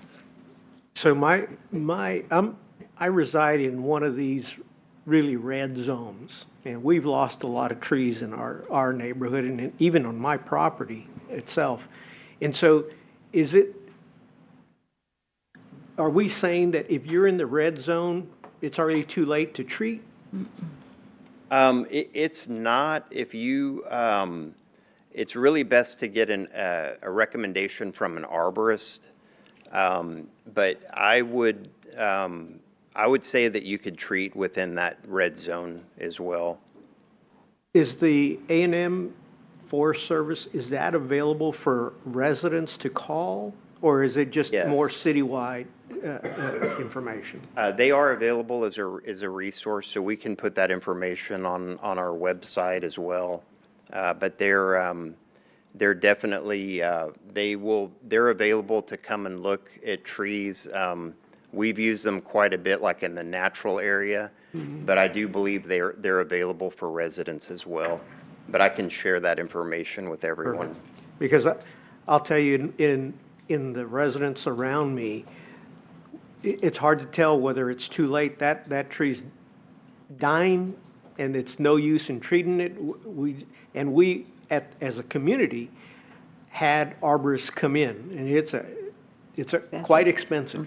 Okay, and even with the arborist planning on, I want to make sure this big tree, that's the priority we want to save on our property. That was the first one to go. It was devastating. So thank you for providing this. Right. Thank you. Any other questions for Mr. Demeline? I'm sorry. Oh, go ahead, David, Mr. Orozco, go ahead. Have a fee to come and check out the trees, or do they come in? So the A&M Forest Service does not charge a fee. It's hard to say if you went with like a company, they may charge, but they would tell you up front what those fees would be. All right, thank you. Yes. Do they have an extension office here in Bexar County? The nearest one is Kerrville. Kerrville, okay. Yes. I didn't know where they were located. Okay. And one thing that I didn't mention on the slides is that diversification is also another way of dealing with this, as far as planting other trees, and those are usually trees that we do give out at our tree adoption events as well. Okay. So that's the best way to, using the recommendations that we have. That would be another way of working with that as well. Okay, great. So maybe in the next lines, Roar, we can put the colored maps and how to prevent it, all the good information that you've given us today. That'd be great. Definitely. Okay, Yes, ma'am. education can't hurt. Thank you so much, David. Do appreciate your help Thank you. this evening. Okay, moving on to presentation 3.8, presentation, discussion, and possible action to amend the action of the joint meeting between the Leon Valley City Council and the Leon Valley Historical Society, which was held on October 18th, 2025. And I think all of us were there on October 18th. It was a good meeting, but we decided to have a follow-up workshop. And let me see. Oh, yeah. So everybody got the letter from Ms. Hill, and she's here tonight, about they would like to request the city engineers to look at another alternative. So I was wanting to know if we wanted to we were trying to do this meeting in November or early December, but postponing it so we could get some feedback on their request and then get people's calendars together, so, yes. So Counselor. I know the conversation, so what the joint meeting, what everybody agreed on was to hold a meeting in November. And so I know everybody's like, well, be flexible, and I thought I was being flexible by allowing it to kind of shift into December, but then there was discussions of waiting till the new year, and that's not what was discussed. right. And then the letter talks about a drop wall, whether or not the council, so for the engineers to investigate the drop wall is going to cost y'all more money. But I did have Melinda reach out to Ardura, and Ardura essentially said that they don't think that that's a good idea, that it's not going to slow down the water based on the velocity, but if you want them to actually do an analysis of it to show you that it's not going to work, they're going to charge us for that. But just eyeballing it and knowing the project and knowing everything there, they just don't think that that's a good solution. But I would need direction from you whether or not to expend those funds for them to do if you want an engineer's report and an actual analysis on that, so I need y'all to take a vote on whether or not you want that, and then when y'all want to host this workshop to include that, if you want to include that. But based on Byron's assumptions, he does not think that that drop wall will do anything to combat erosion. Okay, Right, Melinda? so- All right, so was that a hydrologist that said that, or not just Our city engineer said Okay, that but I that's mean, not. what I've learned is there's a difference between just an engineer and a hydrologist. I mean, they're a specialist in that, so that's what I was asking. So Ardura has those on staff. They have a hydrologist on staff, and that hydrologist said this would not work? No, you're already on bedrock at the bottom of the creek, and that's not, it's not going to slow any erosion at all. It might slow down the water a little bit, but the flooding that you have over there is tremendous. And you're not only having flooding just from the creek with all of its bends and curves, you also got two streams coming down into it. You've got the one that's coming off of Evening Sun, then you have the water that's coming off of Bandera Road. And over time, and the intensity of rainfalls that we're getting, that's what's causing that side erosion in there. And then the bend in the creek and the velocity of the water coming there is what's causing the rest of the erosion along the sides. So you've got bedrock, you've got a concrete barrier in the bottom. That didn't do anything to stop it. Yeah. That's what he said. Kathy, you want to come forward? Because I thought one of your board members had come up with this. Is he an hydrologist? I know he's an engineer, but is he a hydrologist? I don't know. Yeah. He worked for Edwards Aquifer Retired from Authority. the Edwards Aquifer Authority, and not trying to, throw another wrench, in the thing, but just in looking at the solutions that had been proposed by the engineers, they were so expensive, and we're like, well, and required so much, cement and everything. We were just trying to think of, ways, and John Hoyt is very adamant that the LC-17 project lowered the water, like the natural level of the water, and so then what it does is it has increased the speed and the velocity at which any kind of stormwater runoff going through Huebner Creek and through that curve, is hitting that, and that is just, taking out every time it rains. And so, we're like, well, why wasn't that even like part of a comprehensive solution that would be, that would have been suggested by these water engineers? So I want to, without getting into the workshop details, the council received 3 options.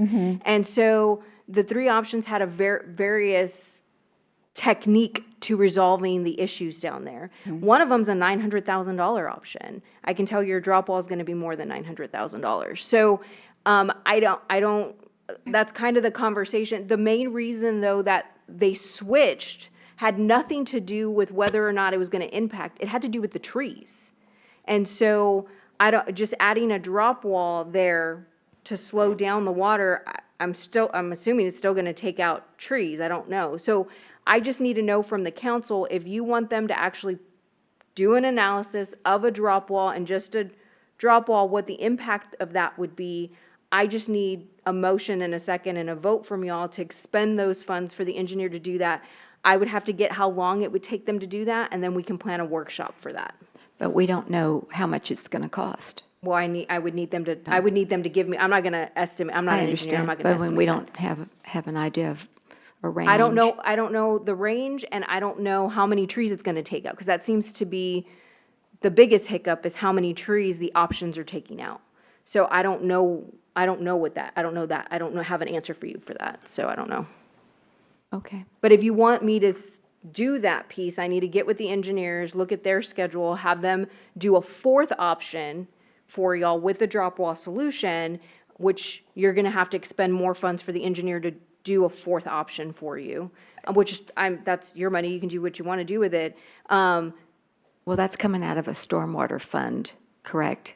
Isn't that where we've been taking the money? I don't remember where we pulled all of Melinda, it yeah, from, I believe it has been. Yeah. So, but again, I mean, y'all have expended. I mean, it's money, I understand, but it's not coming from the general fund, is what I'm trying to say. No, and I give y'all an update as to how much you've already spent. Y'all allocated about 800,000. I didn't re-budget for it this year. I just figured we'd come back for a new budget adjustment once y'all came up with a plan. So you would just do another budget adjustment. We would do a budget adjustment for FY26 to expend those funds. I just need to know if that's the direction y'all want to go in to add a fourth option. Okay. Who wants to, yeah, Counselor Campos, go ahead. So I do believe we need to get an estimate before we can commit to saying, yeah, we do want to go forward. But one of the things that came to my mind was, we were trying to keep concrete out of that creek. And so this has concrete. looks like it's a lot of concrete. And is that what the council wants? I don't know. Go We ahead. just saw another one too. I can send you some pictures, and this one was one. So John Hoyt they're driving back. They'll be here this weekend, actually. But they saw one in Colorado that is stone, that is like, looks like some boulders and then like just big stoneworks, and it's much more attractive than the concrete. And we're not trying to get you to spend more money, but we're trying to think of, providing a solution, or at least a part of a solution that could slow down the problem and be more affordable for the citizens. So, Okay. and I know we're talking about, when we would want to reconvene that meeting. Isn't that the bigger part of this too? Is Correct. Yes. And so I don't know. So I needed the answer to that first. So if that's something the council wants to do, then we can make that vote. Then I'll get with Ardura to see how much it would cost for them to do the analysis. That part I'm ranging be probably between $20,000, $30,000, Melinda. For engineering services for them to come up with the drop wall option. I don't know how much the other two costs. Is that the only thing you want to include? Because it's not, from what my talk with him was, that's not going to help the erosion. And so you can put the drop wall in, maybe it slows the water down, maybe it doesn't. You still have the erosion. You still have to armor those walls somehow, especially behind that stack stone barn where you've got severe erosion. The creek goes out of its banks. All right, so you have the drop wall in the bank, in the bottom of the creek. The water still goes around it. You still have the erosion. And so do you want him just to give you a cost to put those in and not deal with the erosion? I don't know, I wish I had John here today. Yeah, so maybe we should just, The city Maybe we engineer should- is pretty convinced that that's not going to help the situation. but I'd like for him to be here so he can, so they could, maybe we should postpone this to like December and bring it back up and have him here so he's your advocate. And I think the more options, the better for me. But I mean, I hear what you're saying too, Dr. Caldera, about the trees and. I mean, we that have was to the know- real concern. I mean, Yeah. because we all got three options. What kept holding up each of these options were how many trees it was going to take out. And so I don't know how many trees this drop wall option will take out. And I would assume you don't want just the drop wall. The whole issue is the erosion that's back there. And so, Maybe it would be, looking at it globally with the what do we call it, a drop box? wall? No, it's a drop wall is what it came, Drop wall. I think it's what's called drop wall. Anyway. Okay. Go ahead. Drop structure, okay. Okay. So what do They you sa- want to they do? Do said you want to that wait when for you- John to come? I mean, so you have two options think here. so. One, you're taking direction from the Leon Valley Historical Society on land that they don't own, right? Like you're letting them kind of move the needle on that. I just want to make that clear. And so, this is a City of Leon Valley property. Yes, it impacts the Historical Society building, but we're now moving into a fourth option. that I don't think is Melinda's already said it's not gonna change much. And so I just wanna make sure I wanna get it on the record, make sure it's clear that that's where we're standing, because we're gonna expend more funds to be able to do that. The other issue we wanted to address with this is Post Road floods all the time. It doesn't flood the homes every time. It doesn't flood the park every time, but we close that road over and over and over again because it can't take the 5-year floods. It can't take the 10-year. It can't take the 20-year. The road is basically in the creek. And so if you do something with the creek to increase it size-wise and get that water out of there, Post Road is not going to have to be closed so many times, which means that we don't have to do as many high water rescues, which means we don't have to close the road with the firemen all the time. That was the initial project, was to let's reduce our flooding risk here. And that option just kind of went away, and now all we're focused on is erosion. Well, if we're just doing erosion, you don't qualify for any of the grants that are out there. So just bringing that up. Okay, very good. And so, yeah, if we do the flood control, that goes back to Justin Rodriguez's extension to you, Mayor, is if it becomes a flood control project, there may be funds available to help get the project actually done. Okay, well, what do y'all think?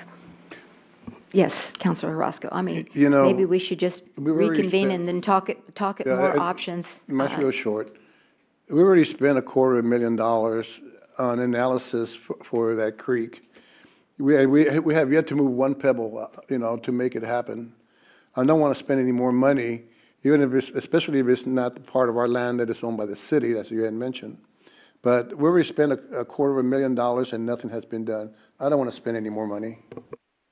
Okay. Anybody else? Go ahead. No. No, that was his statement. I agree. I think we're wanting an update as to where you're going with the state in terms of grants, as well as them owning the property, if I understood the conversation that Saturday. So I was hoping to see if we have any progress on that part. Mm-hmm. And it may be because it's not in session, but are we already meeting with the legislative chiefs of staffs on those so we can move that forward? So do y'all want to wait till this, I don't know what Mr. Hoyt, he said he's coming back this weekend. So I don't know if maybe the second meeting in December, maybe you can add this back on the agenda and just have him express, maybe he brings more light and I'm not an engineer. So maybe he adds some context to the recommendation, the historical, that I'm not seeing or that wasn't included in the letter. If y'all want to do that. I mean, it's not going to hurt to have another conversation. Yeah. I'm in favor of that too. Wait till December 16th. December 16th? 18th, isn't it? When's the next No, council it's the 2nd and the 16th. Those 16th, are I'm sorry. the two meetings in December. So if we think Mr. Hoyt can be here on the 16th, then maybe he can express to y'all a little bit better than I can articulate. The Yeah, second is and that it agenda's may already be, done. it may be that we just end up having our workshop, without any additional, who knows, but okay, that'd be great. And can I have a motion for that, please, or direction for the council, for the We staff? postpone to the 16th? I'll make the motion that we postpone this item till December the 16th. Okay. I'll second it. We have a motion by Councilor Campos and a second by Councilor Bolton to postpone agenda item 3.8 to December 16th. All those in favor say aye. Aye. Any opposed? The motion does carry. Boy, that was a weak aye. Aye. Okay. Okay, thank you. It's been postponed. All right. Now we have the next one, which is presentation, discussion, and possible direction to staff to amend sections 15.02.721, general statutes, ordinances, and rules applying to the zoning commission. And Councilor Campos and Councilor Orozco had asked this specifically to be put on the agenda, so I'm going to I ask just y'all. seconded it so I could hear what he had to say. This is my item. All right, very good. Thank you. So, If you'll begin. Thank you. I'm the liaison for the Planning and Zoning Commission, and I see the chair here and one of the vice chairs here, so thank you for coming. Here's what the question is, and it's a pretty simple question. Why is there a need for an excused absence for the chair to be notified in advance of the meeting. There's been multiple examples that I've looked at throughout 2025 where different members have been excused when they've only notified the staff person. And so in one occasion, we had an alternate that notified the staff member, and all of a sudden, he was deemed unexcused because he didn't notify the chair. And so my question is, or for the council to consider, is somehow modify this so that the notification can go to the chair or to the staff, as long as it's done before the meeting. I'm not aware of why it has to be done directly to the chair. I could see it if you're planning out resources that you need to know in advance, and the chair needs to know, but I don't know another purpose. And maybe the chair, if you could maybe explain it. I have no idea. Okay. Thank you. Good evening, Mr. Mata, and welcome. Yeah. I think from the time I was appointed as chair, I made it clear that those were my wishes.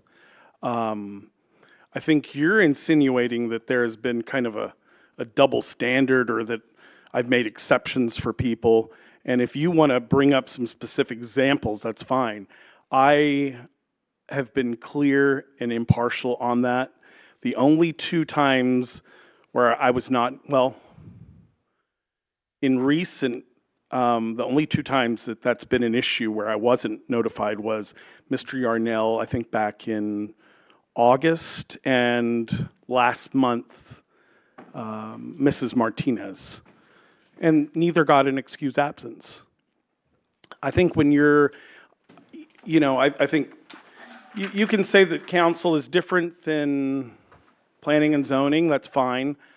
I know that council members always contact the mayor as the chair to inform her whether they're going to be absent. And I think it's important as a chair to know as you're going into a meeting if you can expect to have a quorum or not. I suspect Mr. Yarnell, since he's joined the committee, who's had a lot of problems about the way I run it and has always, questioned me on things, has made an issue of that, and that's why you've decided to make an issue of it. And that's fine. If you think I'm doing something that is unethical in any way, that's fine. We can deal with it now. But I think I've been very impartial on that and made it very clear if you're not going to make it, I want to know as the chair. I think the mayor would probably feel the same way as the chair of these meetings. These are not, it's not like CPAC or the park committee. These are statutory committees, right? So I take that seriously. So if I could. Go ahead. Sure. So I've asked Crystal to hand to you. I've looked at all the meetings in 2025, okay? And there's the meeting date and where there have been absences. And so in the first column, it says, was a member absent? And it's a yes or no. Was an alternate seated? Yes or no. Was the chair notified? Yes or no. And you can see on 225, there was one commissioner that was absent. You were not notified. The staff told you, and they were excused. Then you go to the next meeting. You know what, Mr. Campos, it would have been smart to have gotten this to me ahead, so I could have gone back and referenced you can look at this information. It's all in video. Yeah, but that way I could have come prepared and looked at these videos gone back and seen in the record. These go back months, so there's no way for me to know for sure. Mrs. Koger, the time she's been absent, she's always included me on those emails. You can see on the video that you were not. And in all of these that I've mentioned, they're all in videos. Where I couldn't see the videos, I mentioned it. And then if I couldn't tell whether they were excused or not, I put not mentioned in the minutes. So is your assertion that you feel like I'm playing games with this? I think there's no consistency. Okay. And that's what I'm saying. And what is the? Well, I appreciate you letting me know that. From my memory, I've been totally consistent on that. Yeah. Last month, Ms. Martinez, I got no notification on that. I don't think she reached out to staff either.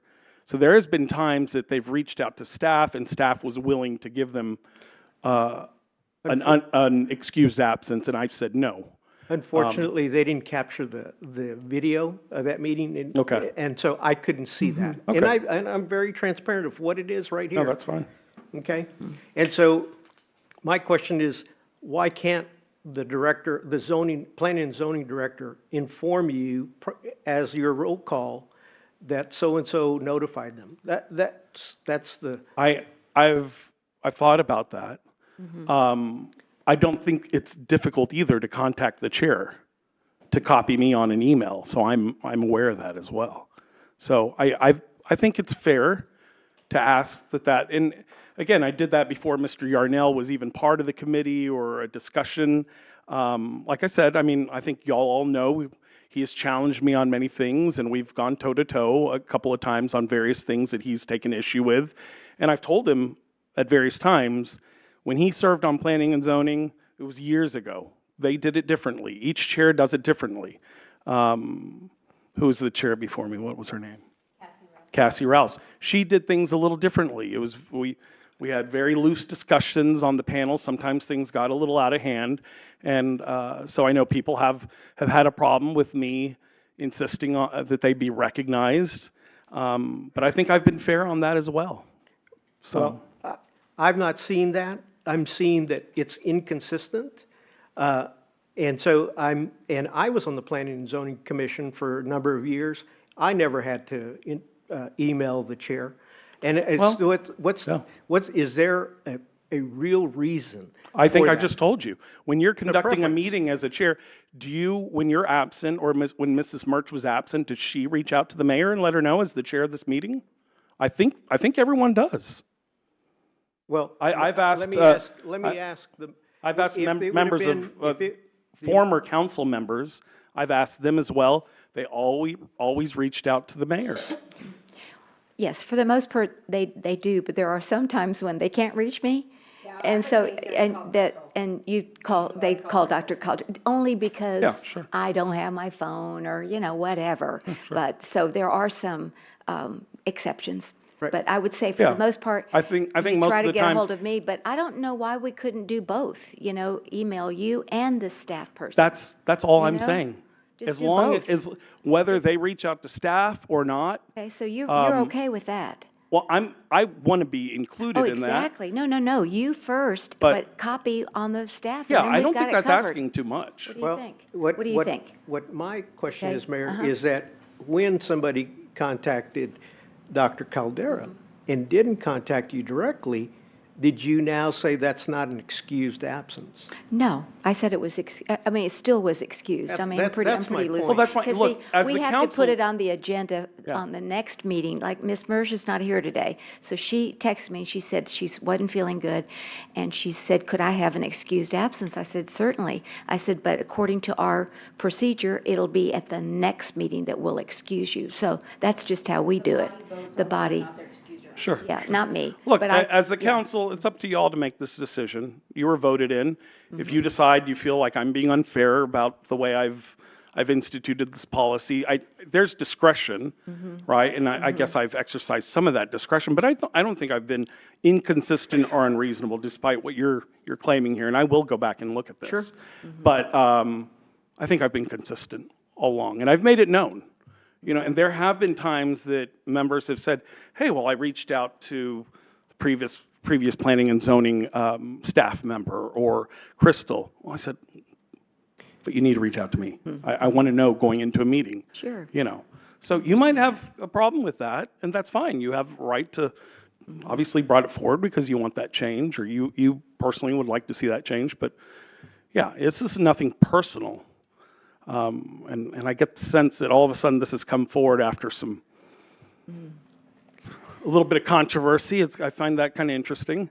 But do as you please. You're the council. You were voted in. Thank you. Thank you, Mr. Mata. I appreciate your Then, so I'm words. also, this has been an ongoing thing, right? They reached out to me, how did we do things before, and why the staff doesn't correct it and all of that. they're a quasi judicial board. Our role in the planning and zoning is laid out in the general rules, right? Like it's very specific. We are staff support. We handle the minutes, we handle the agenda, we present cases. The procedure and how the meeting functions, how they're called upon is dedicated to the chair on this committee. I mean, you can go through the rules and the procedures. And so when he decided that that's the part of that he wanted as part of the procedures, we do allow the chair to make that decision. From staff's perspective, this is kind of a moot issue. And the only reason it's a moot issue is because the way the procedure works is if somebody misses three consecutive meetings that are considered unexcused, or 3 in a 7 meeting period that are considered unexcused, they technically have resigned from the committee. Right. But the way the process works is the chair is supposed to immediately notify you. If you want to reappoint that person back on the committee, you can.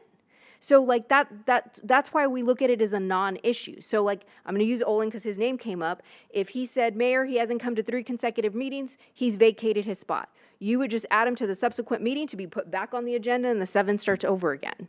Like Although that's never happened. It's never happened, but that's the way that the procedure, I mean, the way it reads is they're not Right, I booted see what off you're by saying, him, they're booted off by the council. So even though they miss consecutive meetings, he would just say, hey, this person's missed, they're technically resigned by vocation, and if it was somebody you wanted to reappoint back to the committee, you could certainly, the council and you could certainly do that. The board and its members, if you look at how they're appointed by you and affirmed by the council. And so at any point, if you wanted to change a member or a member resigns or whatever that is, that's your appointment, and the council affirms that appointment. And so if they said, oh, they missed the meeting, okay, they would notify you and you would add them back on that's what I'm saying. It doesn't mean that they're gone from the committee. So that's why I've never, if excused or unexcused, we don't All right, okay. I'm just Yes, trying to sir. make sure that there's some flexibility for all members, just like there's flexibility for council members. Sure. And it's not hard and fast, well, you didn't notify me directly as the mayor, I'm going to say you're unexcused. You were notified in one way or another prior to the Well, meeting. Yeah, I don't know why come on, Mr. Bradshaw, so good to see you. No, I tell you what. No, it hasn't, but let me tell you what, I went out of town this weekend, and I tell you, you go through different time zones, and then you come back, and I mean, it's just like, you don't realize how that impacts your body, and I'm like, okay. It's like, Oh, yeah, for sure. you it know, does. It and makes you travel a lot, so you know mentally that. tired, Yes, right? exactly. Oh, But no, yeah. so good to see you, and thank you, Mr. Bradshaw, for being here. I just wanted to comment on this, that,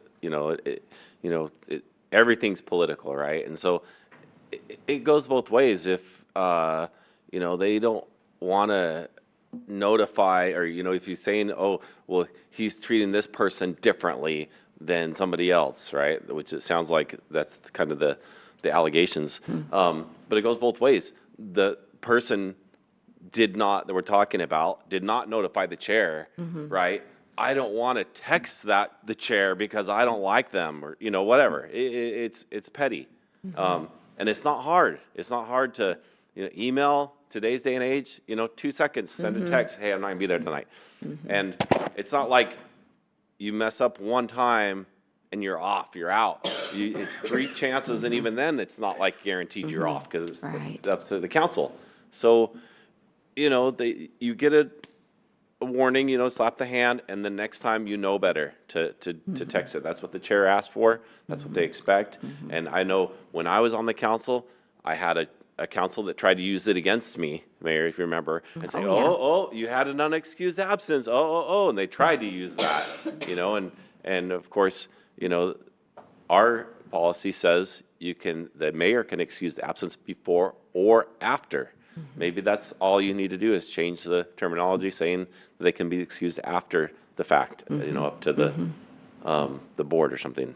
That's just because that it can get political, it can get out of hand, and I think in this day and age, you can't take 2 seconds and text somebody, but there are instances when something emergency happens and you can't text somebody for whatever reason. You can't, you just maybe you're not even maybe you're really sick, right? And you just sleep through the meeting, whatever. And you can say, hey, I was so sick, I was in the hospital, whatever. Please excuse me. And, you know, I think that in general, it would happen. So that's all I had to Okay. say. Thank you. Well, thank you for those comments. Do appreciate it. But, I mean, I can come back with an ordinance change and have, where it says, you know, notify the chair or something, you know, I can change that to and/or staff if that's something the council wants to do. That's up to y'all. That's what I'm advocating for. And that's the motion, if I could make okay. that motion. You sure can. You Where sure we can. have that, Oh, yeah. Go ahead, Are we Counselor. saying that the chairman does not have to be notified? No, he does, definitely. Definitely, the chairman needs to be notified. It's, to me, the way I look at it, it would be notify the chair and just copy the staff.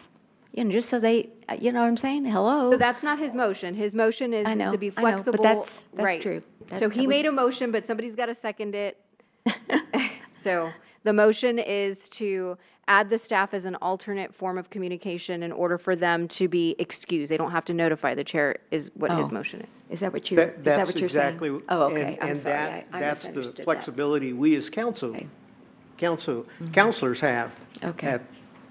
So that's,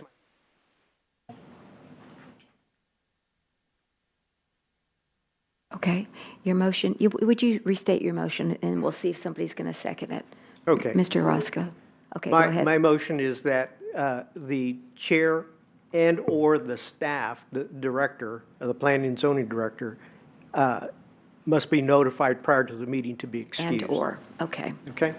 all right. All right, so we have a motion. Is there a second to amend the zoning section to add and/or, the chair and/or staff member, if they're going to miss a meeting? Like if the chairperson wants that. Okay. So there's a motion on the floor, though. Yeah, So I need a is there second, and then we can discuss. Yeah. Anybody want to second it so we can discuss it? You don't have to vote for it, but, okay, you're usually pretty just good because you about that. second it doesn't mean you have to vote for it. I like to see, Yeah. All right, yeah, and then we can discuss it. Okay, so we have a motion by Counselor Campos and a second by Counselor Bolton to amend the section of the zoning commission to say a member needs to notify the chair and/or a staff member if they are going to miss a meeting. Is that correct? For an excused absence. For an excused absence. I just know in my position. Any further discussion? Yes, Ms. Bolton, you get to I just know in my speak first. position at work, I like to be prepared, and I can't do that unless I know if a teacher's going to be out. So if my team, I kind of need to know who's going to be there. I can understand Mr. Motto wanting to know if someone's going to be out or not. I don't think that it should count against them, but somebody should be notified, and then if the city lets him know, or however they want to work it out, is fine. But I respect him wanting to know that before he walks into a meeting. I think that's fair. Okay. Anyone else? Counselor Howell, do you have anything to add? I think the chairman should be notified. I think we could leave it, the chairman needs to be notified, and a second person can be copied on it. That's what I think. I think that's the easiest way to do it, so the chairman knows who's going to be at that meeting. Okay. Anything else, I Mr.? have no comment right now. No comment? Okay. So- Counselor Campos. So is that what we want as our process here? That if we don't, So y'all are a little bit different because y'all are dictated by the charter, and the charter Yeah. has outlines of how you are excused. And so that's why they can notify her and/or me, because it just gets put on an agenda and y'all vote for the absence. So she doesn't excuse or unexcuse the absence. Y'all vote to excuse or not excuse the absence. That's the difference. okay. Yeah, and we're governed by the charter, and the zoning commission is not. Is that correct? Yeah. I mean, they're governed by pieces of the charter, but Right, there's but an not, intention in it. not directly. So then can I amend my motion? Okay, we have to withdraw. Okay, I'm sorry. All right. And so we have a, and you'll withdraw your motion. I'll and withdraw You can my make another motion. The Okay. motion would be that the commissioners then vote on whether it's excused or not.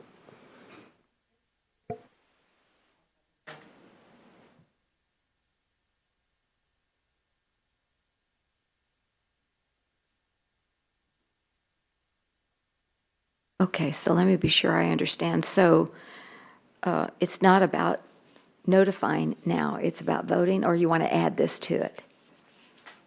See, we were saying who was going to be notified. Yeah. Now it's, the commissioners are going to vote on whether it's excused. I think So I don't you're right, understand. you're right, Mayor, thank you. Yeah, I So, and/or, it could be the chairman and/or the planning and zoning director, and that the commissioners vote on it. Okay, so the chairman and/or a staff person would be notified for an absence, correct? But the commissioners, you wanted to add that the commissioners will vote on whether this is excused or not. Is that correct? Yes, and could I add just one? Yes, you sure can. So in the example you provided, you're trying to plan for resources, but there's no planning on this. It is, we have three alternates. And Okay, so, but how do you know you have a quorum if you don't know who's going to be out? I mean, I'm just thinking like Park Commission, if I didn't call Roger and tell him I wasn't going to be there, and other people didn't notify him, how would he know that he wasn't going to have enough people to even have a meeting? Kind of, I'm just looking at it on things that I know have happened in the past. That's all. in all the meetings Definitely that I've, needs to be With the Park notified. Commission, we've had Yeah. to cancel the meetings Sure. several times because we didn't have enough people, because during the summertime, everybody goes out of town. Mm-hmm. So I'm just, that's all I'm thinking of. I don't know how the zoning commission, I don't know if Yeah. they're absent a lot, I don't know. I just know in relation to other committees. there's, Betty's been there, so is Ray. There's three alternates that are normally there.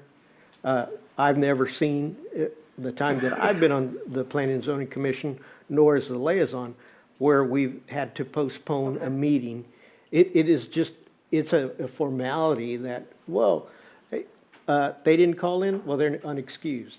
But it's not consistently done. And so that's the examples that I gave you. And I went through the videos this today, and you can see them on those videos.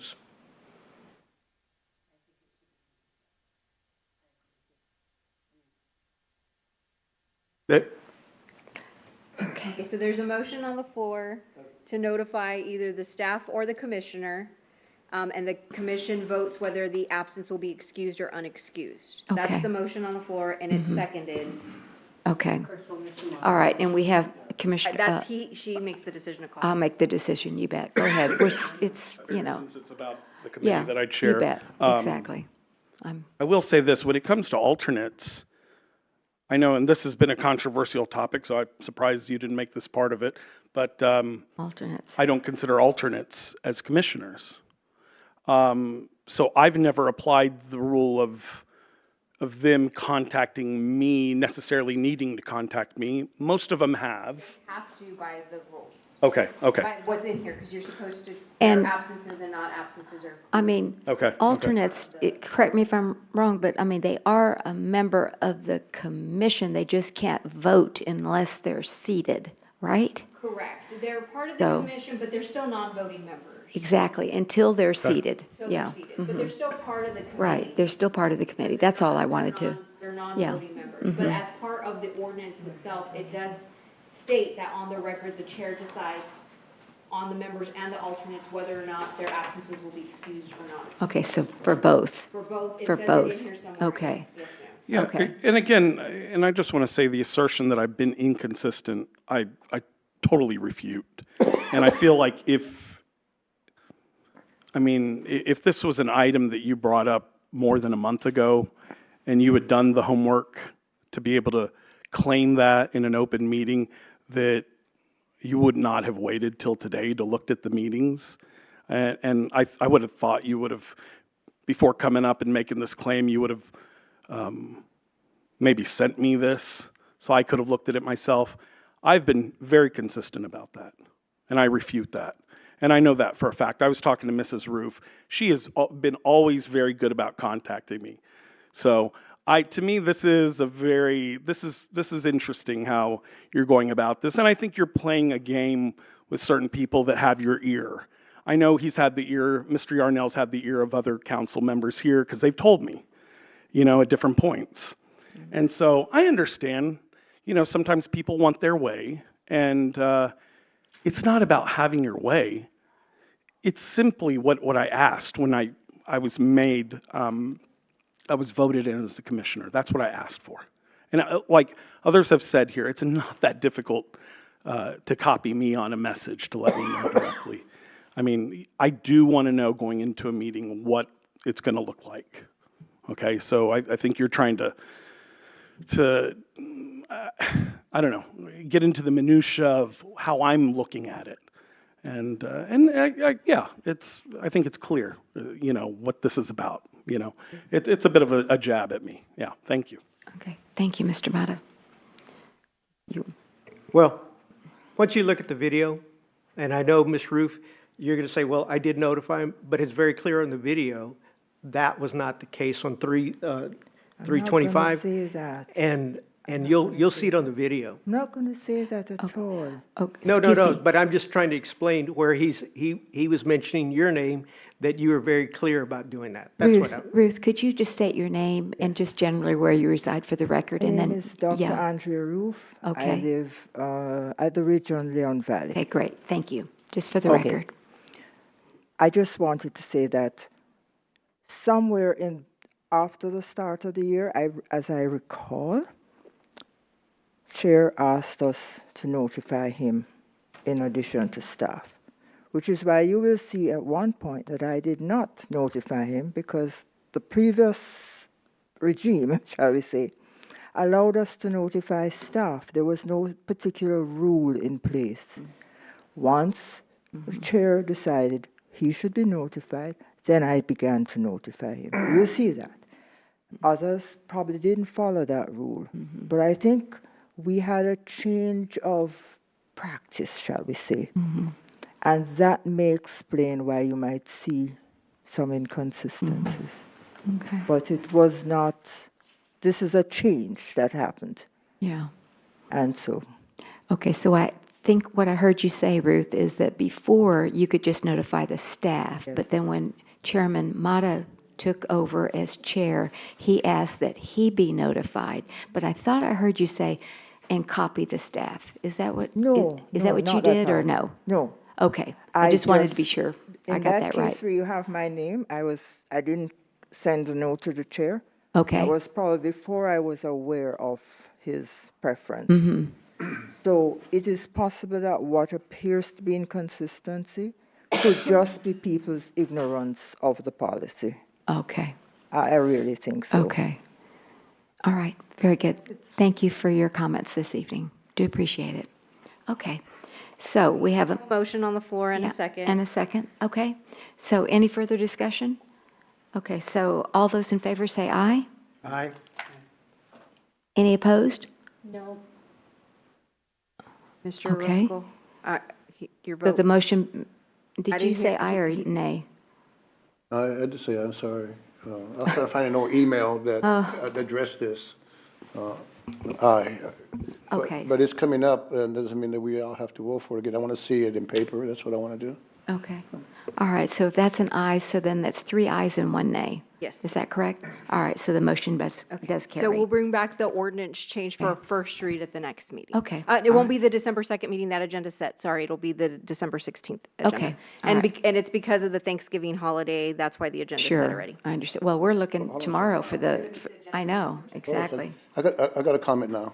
You bet. Dr. Cardetta, how is this going to affect other committees, for instance, the CPAC? Nothing, it doesn't affect anybody, this is just for the zoning commission. Okay. And CPAC then- has its own rules that governs itself. And also, we discussed this before for, as far as person being removed from the committee. I know that we had an email, and I sent you the ordinance where it says that the director can remove somebody from a committee and after so many absences. So, yeah, so you have a couple of things. You have certain committees have their own bylaws. CPAC is one of them. And then you have something like Zoning Commission, which has its own rules that govern it. But then you also have committee rules and regulations, but those are the committees like Park Commission, Earthwise, that have like a rules of decorum that have, if you miss 3 consecutive meetings, then a director or the committee can move to the mayor that this person hasn't attended, and then we would add it to the agenda and they would be removed. It's still all of those, nobody can be removed by a director and a committee member, because all committee members, no matter what committee it is appointed by this body. So that really the only official way for somebody to be removed, regardless of absences or non-absences, still have to come before the board. Okay, and I'm sorry that I took the time. I was just looking for the email that addressed that issue. Okay, all right, that's fine. Appreciate you, those further. Okay, so we're going to go to announcements next for the mayor and council. And I don't have too many because I know it's getting kind of late. Ever since Kerrville, I'm sorry, that flood, I don't know about you, Dr. Caldera, but I get inundated with flash flood emergency warnings on my email. So I got one today and I want to read it. Okay, the National Weather Service is expecting a storm system to move from the Four Corner regions into the Southern Plains Wednesday night into Thursday night. It just says, bringing with it potential for pockets of heavy rainfall across south central Texas through this period. As such, we have opted to issue a flood watch from 12 a.m. Thursday through 6 a.m. Friday. Expect rainfall amounts to 1 to 3 inches with isolated totals up to 6 inches in the watch area, and Bexar County is within that watch area. So I just want to let everybody know, be prepared, and knowing our weather, we probably won't get anything. But anyway, there is that alert. I just wanted to thank the Leon Valley Elementary. They hosted a really wonderful Veterans Day celebration on November the 11th. And they must have had 50 vets that came from the student body. So they were either retired or active military. And they were honored for each of the branch in the service. It was just really a neat celebration. I just wanted to thank Leon Valley for inviting me, and the American Legion was there. They did the color guard and the taps. They did a tremendous job, so I wanted to thank them. Also, I wanted to thank my colleagues. Y'all have been, it seems like I've had so many double meetings, and so I want to thank Councilor Campos for going to ACOG, and Mayor Pro Tem Heil for going to the EAA workshop and luncheon, and I think Beth Mersch went to a open house along with y'all are going to go this Friday, but she went to that open house about 2 weeks ago at that medical center that's in the Wing Daddy shopping center, Sanitas? There we go. Where's Roque? Okay. Anyway, but thank you all very much. It's a team effort, and I really appreciate it. Just wanted to say that.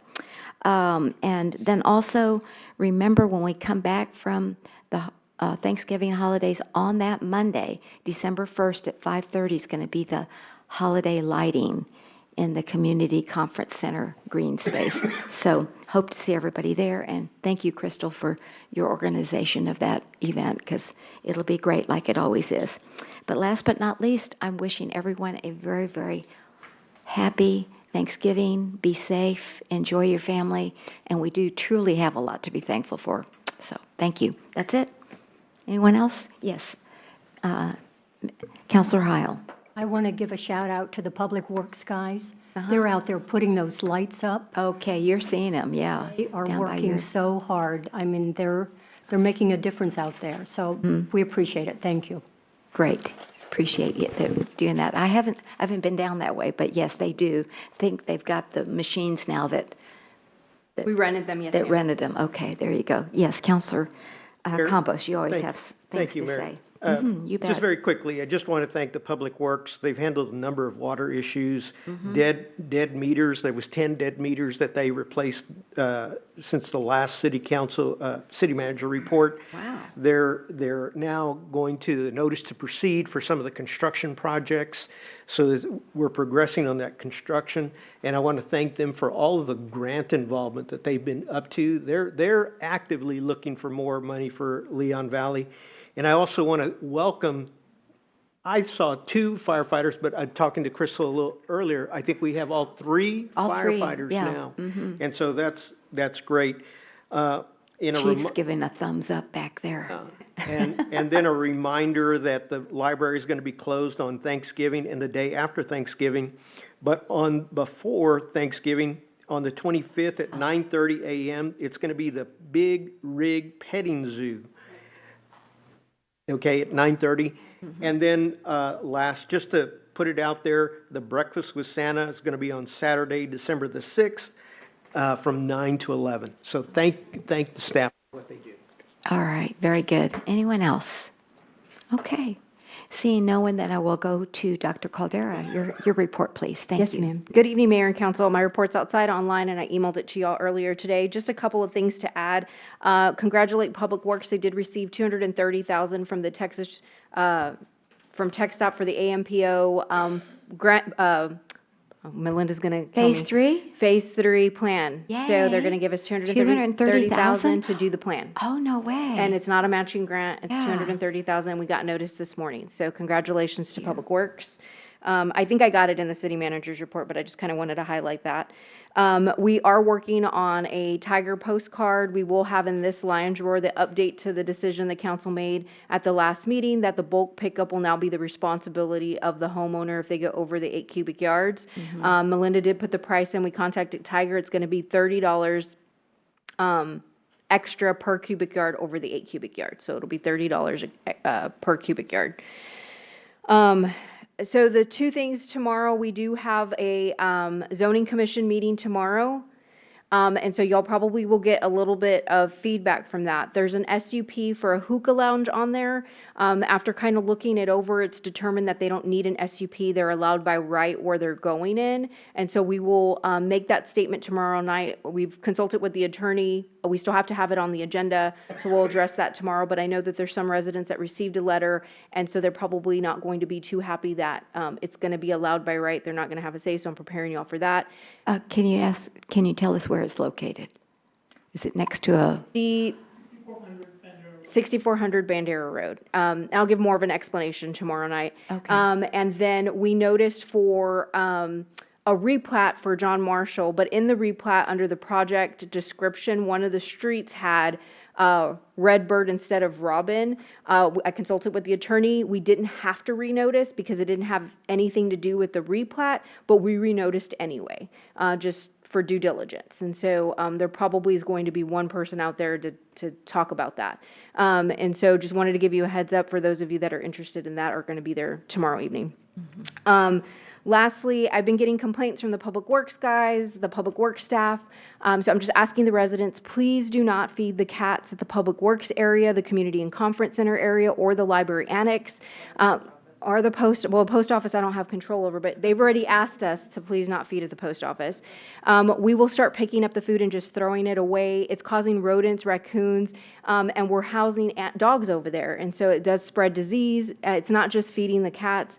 We do have cameras back there, so we know who's feeding them. And so we don't have an ordinance, but we're going to start picking up the food and just throwing it away. So I don't want residents to waste their money either. We're picking it up. We're not feeding the cats. We're not feeding them at the, it's causing more problems than anything else.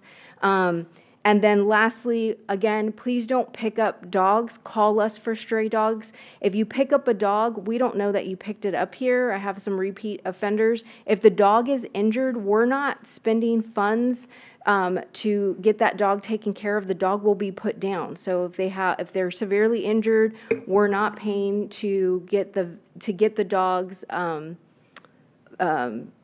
medical attention. They're getting put down. And so if you're picking up dogs in other locations and they're injured and we take care and control of that dog, we're taking them to because we're not going to spend $3,000 or $4,000, $10,000 to save a stray dog's life. So just a reminder to the members of the community, I don't have unlimited space at Public Works, and so we will, if you call us and there's a stray dog, we will certainly go out and pick up that. We don't want anybody mauled or hurt in any way, but people are picking up stray dogs and then wanting us to go get those dogs from them, and we're not going to So do you're that. saying, once you pick up the dog, It's it's yours. yours. Yes, and we right? have been pretty good about, like, if we have room, then we'll be nice and try our best if we can take the dog or try to take pictures and get it adopted out for that person if they want to foster the dog. But it's becoming a repeat thing by a few of our residents where they're, and I don't even know if, I mean, I'm going to find it very coincidental if you're finding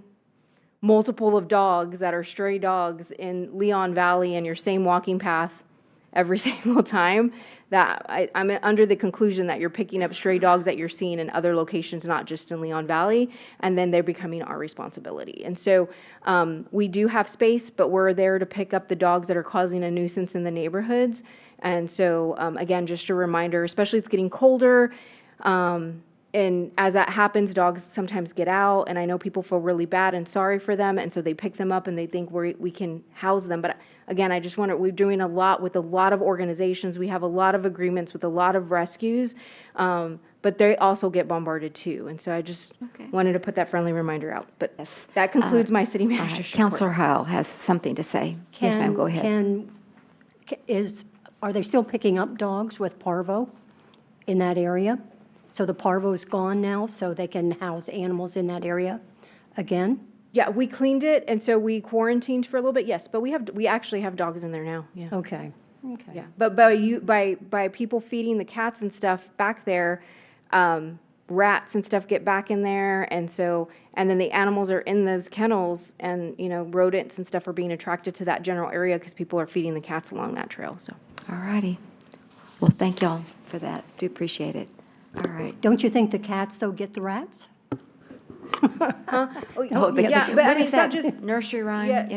That's right. But it's not just the rats. I mean, you have raccoons, you have squirrels, you have other rodent type animals that are going to eat that food. It's not just the cats that are eating it. And so, yeah, it's great. And that's and so don't feed them so they can eat the rats. If you're feeding them food, they're not going to eat the rats, right? So we're just asking the residents, because you're putting the food on Public Works property, and so we're trying to clear that out. And so we don't want you to waste food. We're going to just start throwing it away. So, thank y'all. Bye-bye. See ya.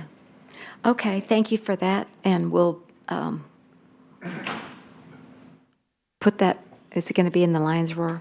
I'll put "Don't Feed the Cats" again in the line drawing. Okay, all right, very good. Okay, moving then to consent agenda 6.1 to 6.11. Is there anyone on the council that wants to remove any one of those for discussion? If not, I'd like to make a motion that we approve the All consent right, agenda as great. presented. we have a motion by Councilor Campos and a second by Councilor Roscoe to approve consent agenda items 6.1 through 6.11. All those in favor say aye. Aye. Any opposed? The motion does carry. We are now at the regular agenda at 8:50 on November the 18th, and we have the first agenda item, 7.1, presentation, discussion, and possible action on an in-kind grant application for AARP Tax Services. We have Crystal Miranda, our Community Relations Director, here this evening to present. Good evening and Hi. welcome. Good evening, Mayor, Council. Thank Yes. you. Today, we're here to discuss the in-kind grant, and we do have Ms. Ida here as a representative for the Bless you. You've been Tax waiting Aid so Services. patiently. Thank you. Okay, go ahead. Sure. So AARP has submitted their in-kind grant request for the community and the conference center. Now, they have held their training they're requesting to hold their training at the conference center on January 5th, 7th, 9th, 12th, 14th, 16th, 20th, 21, and 23rd from 8:30 a.m. to 4:30 p.m. They're also requesting to use the community center every Tuesday and Thursday from 10 a.m. to 2 p.m. beginning February 3rd through April 14th, with their setup beginning at 9 a.m. and breaking down at 3 p.m. They are wanting to provide free tax preparation assistance for residents and anyone near the Leon Valley area. They provide the training for their volunteer staff members at the conference center. That's where they will be certified to do the tax services. AARP has applied for in-kind grants in the previous years, and they've shared space at the community center with the Northwest Seniors. However, the Northwest Seniors have expressed concern with sharing their space going forward. On September 4th, the background for the in-kind grant, council did in 2018 vote to require a deposit, no longer waive cleanup costs, no longer waive security, and add a setup fee, which would be the same as the cleanup fee, and do not waive that fee at the discretion of, we don't waive that fee in discretion of each application coming to council. However, AARP is requesting a waiver of all fees. The fiscal impact for the training, for the dates that I stated previously in January, total fees waived would be $11,565. Yes, technically deposit is refundable, so you could include that or you could not. Tax aid services out of the community center, the total fees waived would be $17,850. Same for the deposit. Now, the security wouldn't be charged there because Northwest Seniors having their events during the same time, and Northwest Seniors don't have security there either. Recommendation, the in-kind grant committee reviewed the two requests and forwards to council an average score of 19 out of 24 for the training application and they scored 15.7 for the services application. The minimum points required are 18. So it's city council's discretion to waive the fees requested. Yes, Dr. Caldera. So I kind of, because we have new council, the original policy and the matrix for the policy with the minimum score of 18 was to determine public purpose for applicants coming and asking for fee waivers. And so the idea was that if you got an 18, then it served enough of a public purpose that the council would waive whatever fees associated for the in-kind grant. Lately, though, when we've been bringing y'all in-kind grant applications, I noticed that with the veterans, Walter Garrity's group. American Legion. American Legion, sorry. The matrix for that was also below the points. And I realize that I have new council members and that y'all may not be aware of why that policy was adopted or why we even have a point system, but that's why you have a point system. The other thing I want to add is the AARP have been here 13 years. No, longer than that, because they have been in there since they were one of my first events when I started here, and I've been with the city for over 20 years.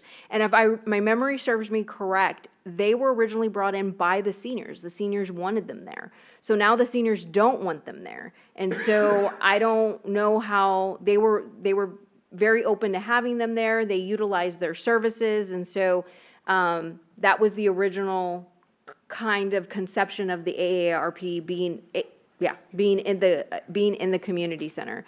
So it's been going on longer than 13 years because but they weren't even due a fee. We didn't do in-kind grant or fee waiver for them. So they may have been coming for an in-kind grant. They were just allowed at the community center for many years. They didn't have to apply for a grant. doing both But they weren't the doing training. and They the, were they were just doing the tax service, prep. correct. Yeah, that's what I thought. But now the seniors don't want to share space with them. So then the alternative to that, if the seniors don't want to share space with them, the seniors actually have a lease agreement with y'all. So I don't even know y'all could just say y'all are going to be forced to do this, but your leasee agreement is with the Northwest Seniors and they're asking you not to place them there. So the alternative to that would be to put them at the conference center. But then you're going to have to pay for somebody to clean up. Staff's going to have to close and lock up. And they're going to have to be in there daily to clean up. We have to clean up the restrooms and stuff that are in there. So I just want to make sure y'all are clear on all points before y'all make a decision. Plus, I'd have to double check if the conference center is available for those dates. Okay, go ahead. I'll let you finish, and then we'll ask our questions. Oh, is that that's it? it. Oh, Yeah. that's it. Okay. I have statistics, but yeah, I had that question about the city's returned benefit because that's in the but yeah, and that they didn't score. The 18. It was lower than that. Is there any way that ARP can pay any money towards this? I don't know. You know what I'm saying? Because I don't think you showed it, but it's in our packet that we, back in 2018, the council said we weren't going to waive Well, we all were that getting, anymore. at the time, we were getting a ton of in-kind Oh, grant. I mean, everybody was trying to use a facility for free. And so the council came up with the matrix. It had to show a public purpose. It was vetted by the attorney because the attorney said the city shouldn't be just giving the community and conference center for free. They do provide a service to the general public. do. The city of San Antonio has VITA. I think I sent that in an email to y'all. But you have to qualify for that. You have to make less than 65,000 a year, I think, and there's some other, I think, qualifications for that. My understanding is they take anybody or everybody for the AARP. Sorry, I'm saying that acronym wrong, but anybody that needs their services, they're there. They provide. They have statistics on how many people they help out of the building, how long that they've been doing that, and so I'm not saying that they don't provide a public service. I'm just saying the seniors sent y'all a letter. Y'all saw do that. have a lease agreement with the seniors, and so you'd be intruding on the seniors' lease agreement to have them in there, and so you would have to find another location for them, unless you just want to force the seniors to do that. Oh, wow. Okay. Would you introduce yourself, please? I'm Ida Kujoski. I'm sorry? Ida. Ida. Kujoska. And how do you spell your last name, Ida? Kujawski. Ski. Oh, okay. Thank you. And you're with the AARP RP Tax Aid. Okay. I have a lot of things I want to say. Sure, go Try ahead. to be consistent. My husband was the director that brought the seniors to Leon Valley when there was a conflict with the city because they were at Bob Ross and the city wouldn't allow anybody under age 55 to use that facility, period. So we help everybody who wants to come for a tax return. We have no limits on age or income. And we have people who bring their grandmothers for returns, and we do theirs and the grandmothers. And we do employees. We could do everybody sitting here. Our statistics show that last season we filed 486 tax returns, and 282 of those were residents of Leon Valley. There are more statistics. We help lots and lots of people. It's a benefit to the community. We help them, every one of those returns represents probably $100 or more we've saved those citizens from having to have a paid tax return. I looked at the agenda at the reasons that the seniors were giving that they don't like us there.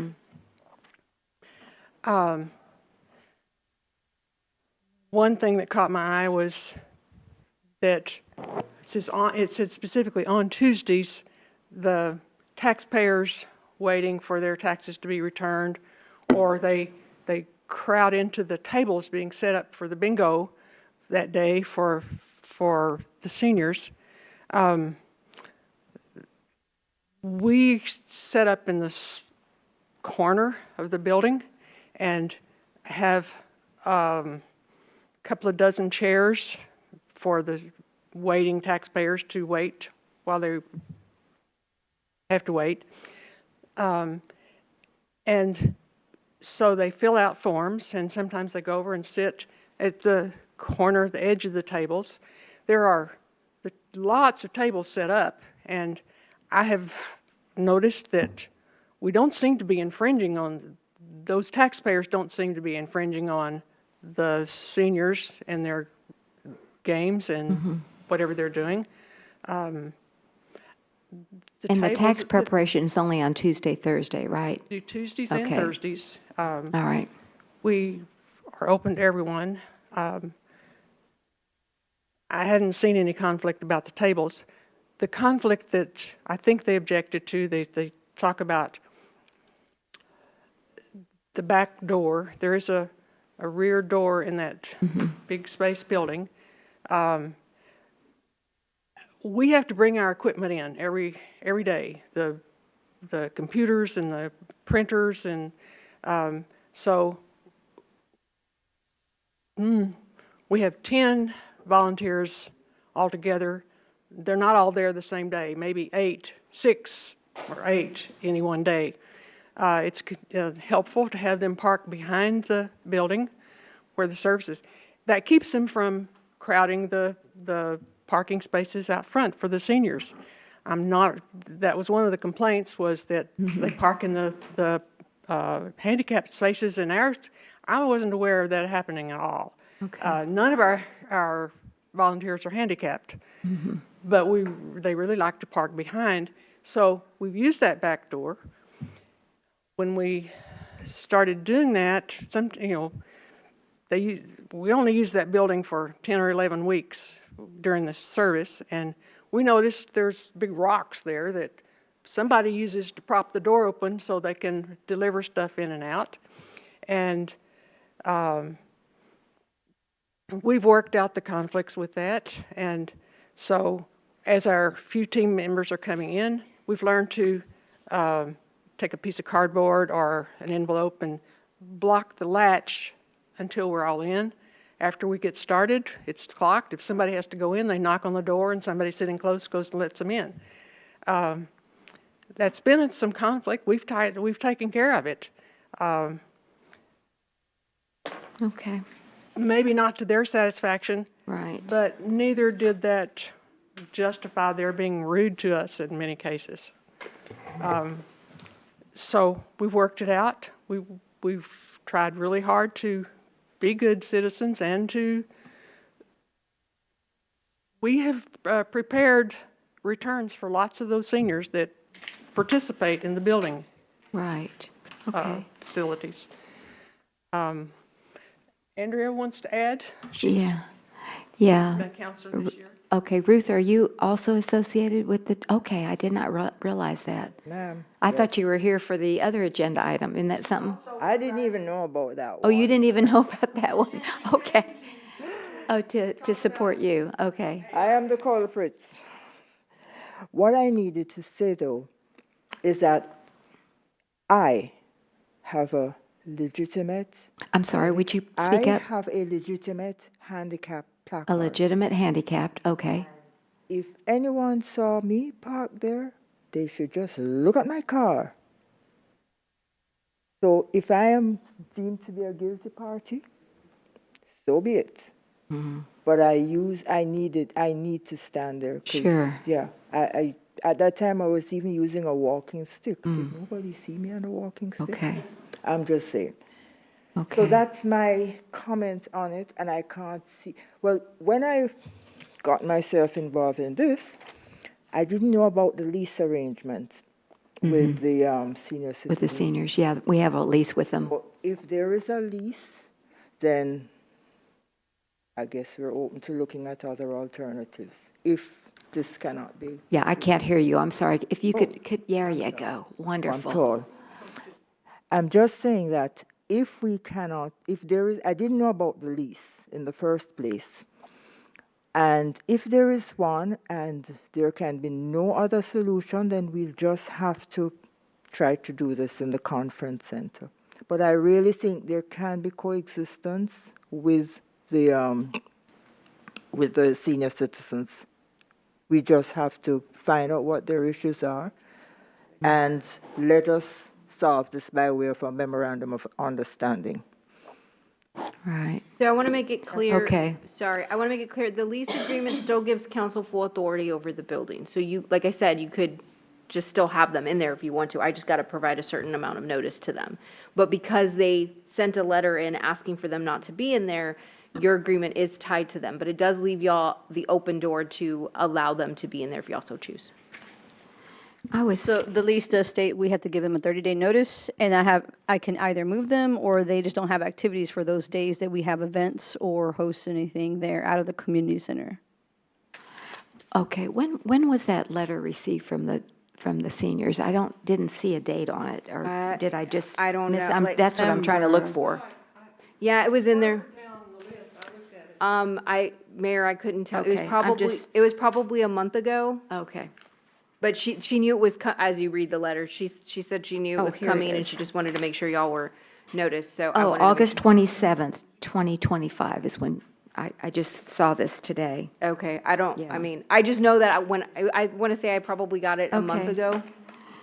Okay, so, but I guess I had that question. Can AARP, do they have a fund to, if we moved you to the conference center, and again, I don't know what the council wants to do, can you pay the cleaning fee? You know what I'm saying? We Just to- have no budget at all. There's no local budget at all. We are funded by AARP Okay. and IRS, Internal Revenue Service. Our volunteers are all trained and certified each year. Every year they certify again. And They how many provide- of these tax preparation sites do you have in Bear We County? have now 10 in Bear County, yes, they're all in Bear County. Leon Valley is prepared more returns than any other center. If And these centers, where are the other centers located in? Would you, I mean, just like a church or? there are 2 or 3 of them in churches. Okay. Um, But again, it's all free, Free, no charge at all? No, this is, the churches consider it community service. Okay, gotcha. And supporting the needs of the seniors in the community. Mhm.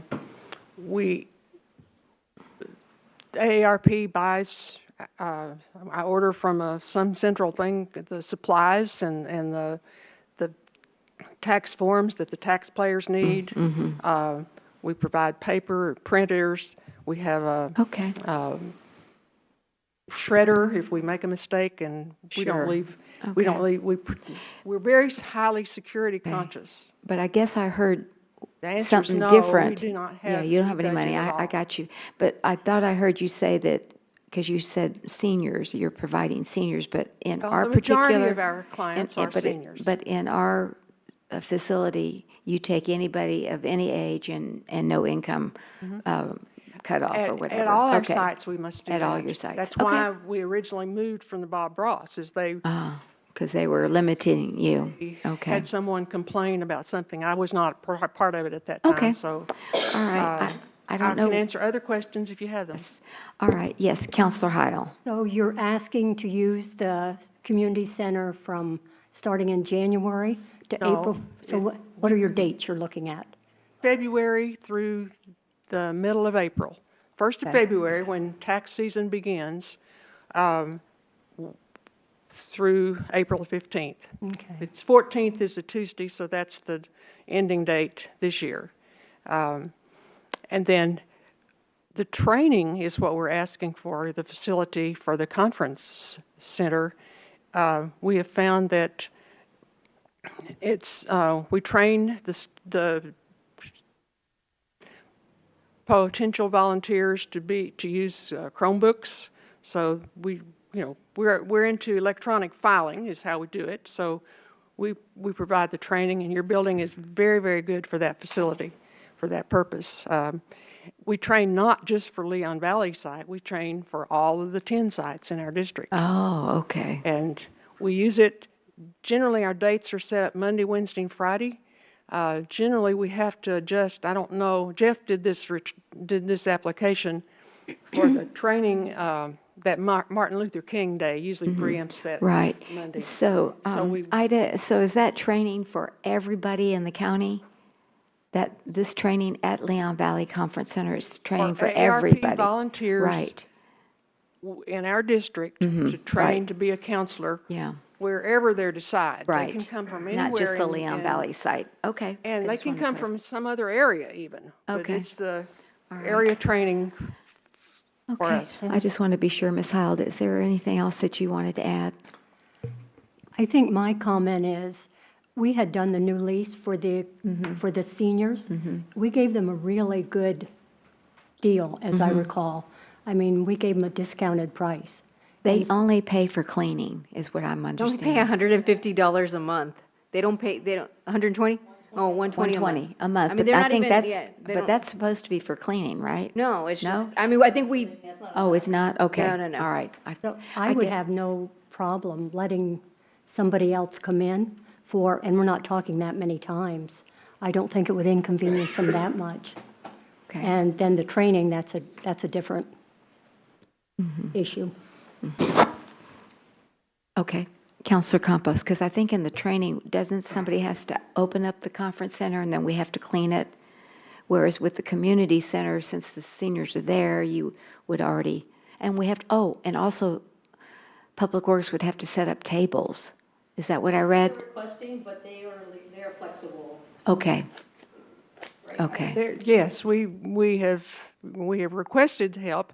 What the help we'd really like is, would the cleaning guys just leave the tables up and not take them down, and then we have to set Well, I them guess up. it depends upon if you have another function, right? Well, Yeah. typically it's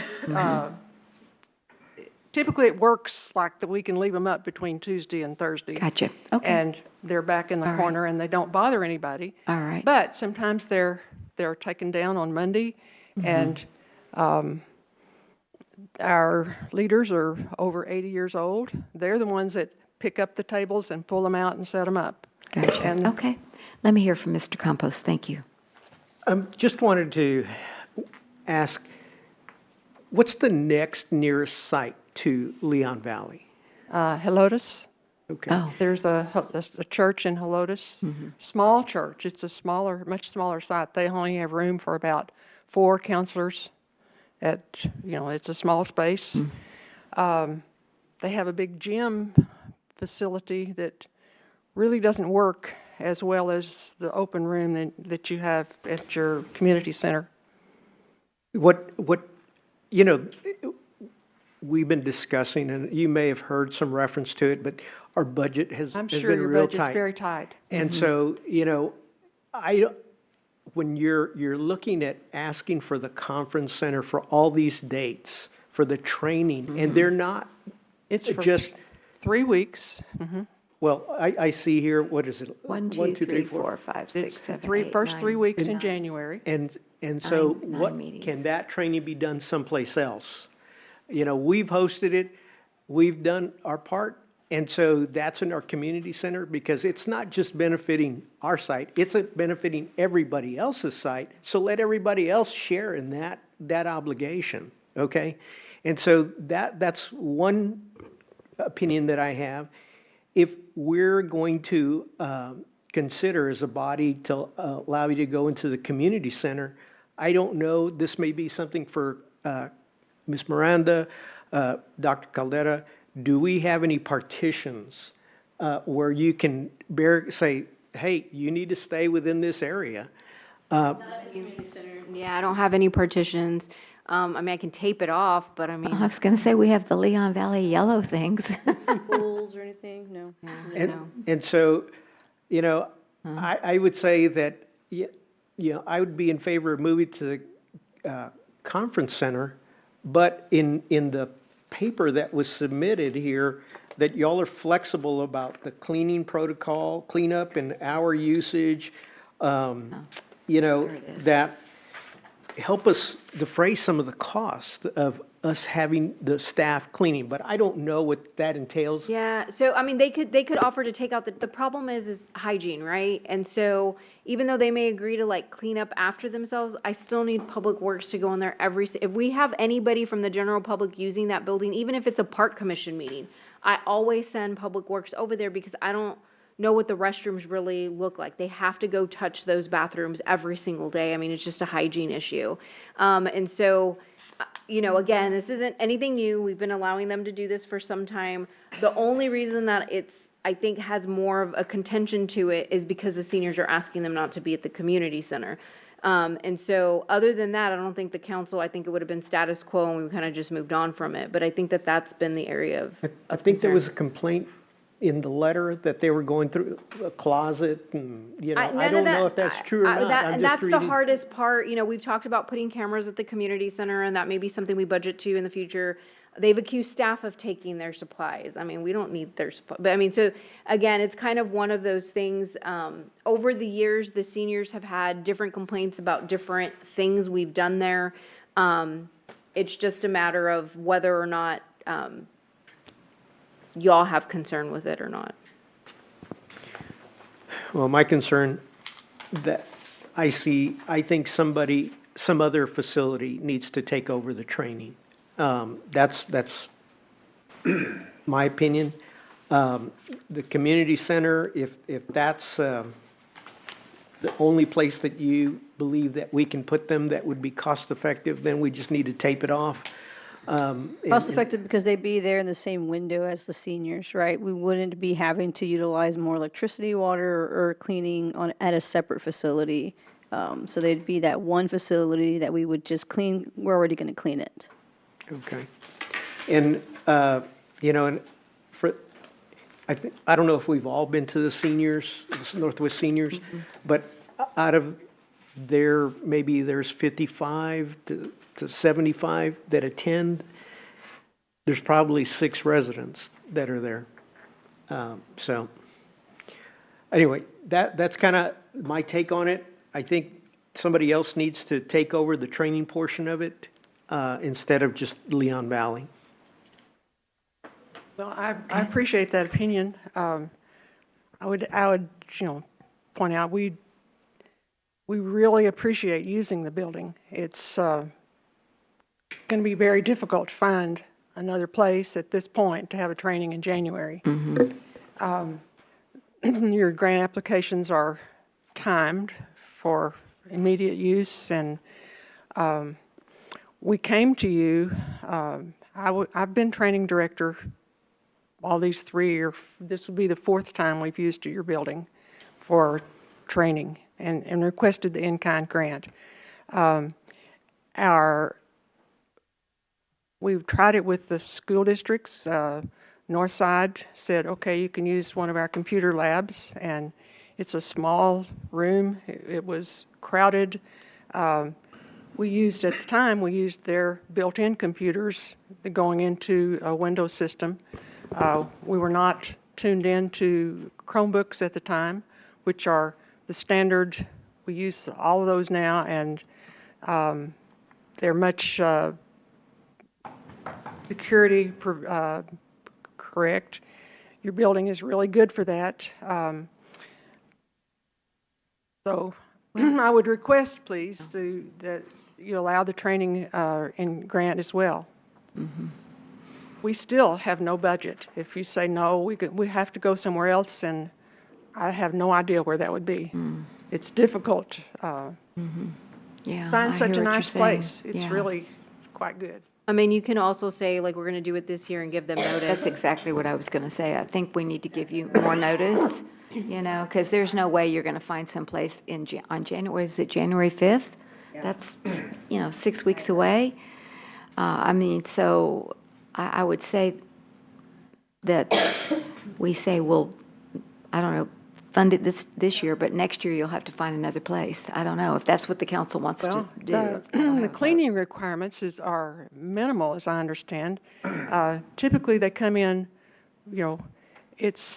there's an event happening on the weekends. Usually, we're not there for the weekends, and so it's cleaned maybe after the weekend event, and then maybe on Friday before the event comes up. They don't clean it every day for us. Generally, unless, what kind of meeting is it, a council meeting, or it comes on Commissioner on Tuesday evening? Sometimes it's used for other times when we're not there during those weekdays. Yeah. Okay, yes, Mr. Roscoe. Can they not do the training in the community center? No, because then it'll be impacting this. That'll be impacting the seniors, yeah. Can't do it in the library. I just don't see that we have the funding for it at this time. I'm okay with them using the community center because they have to learn to coexist with each other. And that's just the way it's going to have to be. I understand, and I read all the complaints or concerns that the senior citizens had.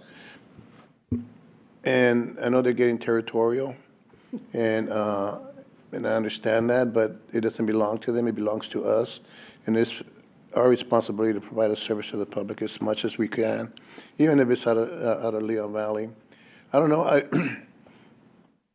Put the numbers up as far as how much it's going to cost us to use the conference center. My only concern, and you know me, my only concern is that they're not going to find another location for their training service. And because it has been our practice that y'all have been approved it, I think they kind of almost, not took for granted, but that this was like a for sure thing. And so they do, I mean, the grant application was just submitted. So that's, yeah. So, I mean, we normally would ask that it be submitted way in advance. But we're here now, and it is a service that is provided. You're providing more of a service to Leon Valley residents with what they are doing than you are providing with the Northwest seniors. You're only servicing like 7 to 10 Leon Valley residents. You're servicing over 200 residents 182 with their tax services. Yeah. in 3 months. Yeah. Just a way to kind of look at it. Okay.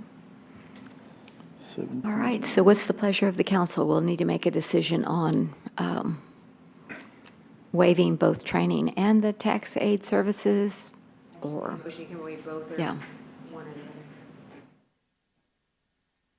or the other. I guess we can bring it up. Either we can put it to rest or we can make it go forward. I'd like to, if we can bring the numbers back up again.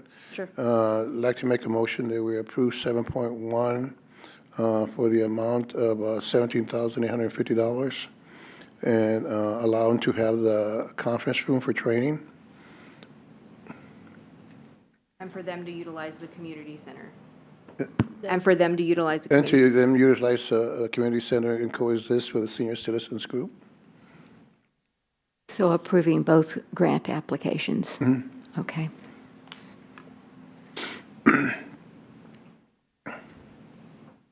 I'll second this motion.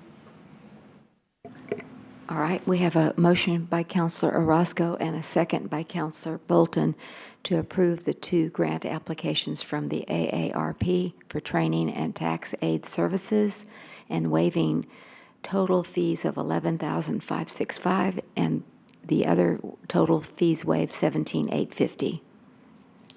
Any further discussion? I do have one other Yes. point. Can we put in this motion that this will be the last year that we host the training? I'm okay with that. I'm okay with that also. That way, there's no Do we need to misunderstanding that it's going to happen next year. I withdraw my second then. Yes, I'm okay with that. This way they can already start planning on next year and getting the training done somewhere else. We need to redo the motion. So, yeah, I mean, if you want to add that as part of your motion, you can, or, Withdraw my second, so you can rephrase it. I'm okay with the amendment. okay. All right, so we have a motion and a second, amended motion and second, to approve the 2 grant applications from AARP for training and tax aid services for the month, 26 year. for the 2026 year. I was going to say for February through April. January through April for training and tax aid services for 2026, with the amendment that the training will not be available for the tax year 2027. Is that fair? Is that what y'all want to say? 2027, yes, ma'am. Okay, for 2027. Okay. Any further discussion? Yeah, I made that motion because they just indicated right now that Leon Valley citizens are being helped with this. So I don't want to give the money away, but With the I don't wanna tax aid I don't wanna services? stop that Yeah, service. okay, very That's why I good. made the motion. All right. All those in favor say aye. Aye. Any opposed? The motion does carry. I believe it was 4 ayes and no nays. Okay, thank you. Thank you, Ida. Do appreciate it. Okay, on number 2, let me just read it, and I think it just needs a vote. Yeah, because, I knew that. I had that here. Remember, this is the second read, and we had to notice it on the regular agenda because we had a year wrong. Yes. So, discussion and possible action of an ordinance authorizing a budget adjustment for the fiscal year 2026 general fund budget in the amount of $4,788 for the purpose of increasing the special events department to fund the Earthwise committee event. And this is our second read, and may I have a motion and a second to approve? Mayor, make a motion to approve as presented. Second. Okay, we have a motion by Counselor Campos and a second by Counselor Orozco to approve 7.2 as presented. All those in favor say aye. Aye. Any opposed? The motion does carry. Then moving on to 7.3, again, no vote tonight. This is a first read. Presentation and discussion of an ordinance of the City of Leon Valley, Texas City Council authorizing budget adjustments for FY 2006 that were FY 25 capital improvements / project rollovers for general fund in the amount of $535,167, traffic safety fund in the amount of $10,423, the enterprise fund in the amount of $1,103,645, and the street maintenance fund in the amount of $2,721,410,000 for capital and rollover projects, providing for repealer, severability, and saving clauses, and providing for an effective date. And again, this is our first read as required by our city charter, and we have Carol Gehring, our finance director, here to present. Thank you and welcome. Thank you. Good evening, Mayor and Council. Good evening. So yes, these are fiscal year 25 projects that were not completed. So they were not completed as of 9/30/2025. So we're just moving them over to 2026 because they're still continuing. Okay, pretty cut and dry. Any questions? Oh, or would you like to have it on consent the next time? Yes, that's what I have here. Oh, sorry. Consent 12-25, is that the consensus of the council? Okay, so we'll put yay. Yes, okay, thank you. Then moving then to 7.4, presentation and discussion of an ordinance authorizing a budget adjustment for the fiscal year 25-26 to the general fund budget in the amount of $28,000 for the purpose of increasing the information technology department budget to provide funding for the migration to Microsoft 365. Again, first read, no vote. We can decide if we want to put it in the consent. And we have Carol Gehring, our finance director, to continue. Thank you. Yes, so this project was the Microsoft 365 that was funded for fiscal year 25. And now there were some changes in personnel, so the project was not completed. And so in order for us to keep going with it, we need to make this budget adjustment to finalize the project. All right. So again, just moving it from one year to the next. Any other? Move consent. Okay, thank you. We'll move it to the consent for December 2nd. 7.5, presentation and discussion of an ordinance authorizing a budget adjustment for fiscal year 2026 from the Enterprise Fund Reserve in the amount of $454,630 for the 2025 Forest Oaks Sewer Main Improvements Project and awarding the lowest qualified bid in the amount of $844,878 with $126,732 for contingency, which is 15%, and authorizing the city manager to enter into a contract with R.L. Jones LP for the 2025 Forest Oaks Sewer Main Improvements Project. Again, our first read, no vote tonight, but we will decide if we want to move it to the consent agenda. And we have Dave Dunlin, our Assistant Public Works Director, here to present. Thank you. Thank you, Mayor. You bet. So this item is an ordinance authorizing a budget adjustment, awarding a bid, authorizing the city manager to enter into a contract for the 2025 Forest Oaks Sewer Improvement Project. This project will replace older sewer mains and greatly improve our sewer service for customers in the Forest Oaks subdivision. The budget adjustment amount is $454,630, and we would award a bid in the amount of $844,878 with contingency, and authorizing the city manager to enter into the contract with R.L. Jones. So the project scope of work is we're going to be replacing about 2,700 feet of 8-inch sewer main. Almost 1,500 feet will be the 8-inch sanitary sewer pipe or an open cut, and 1,200 feet would be the concrete, the CIPP.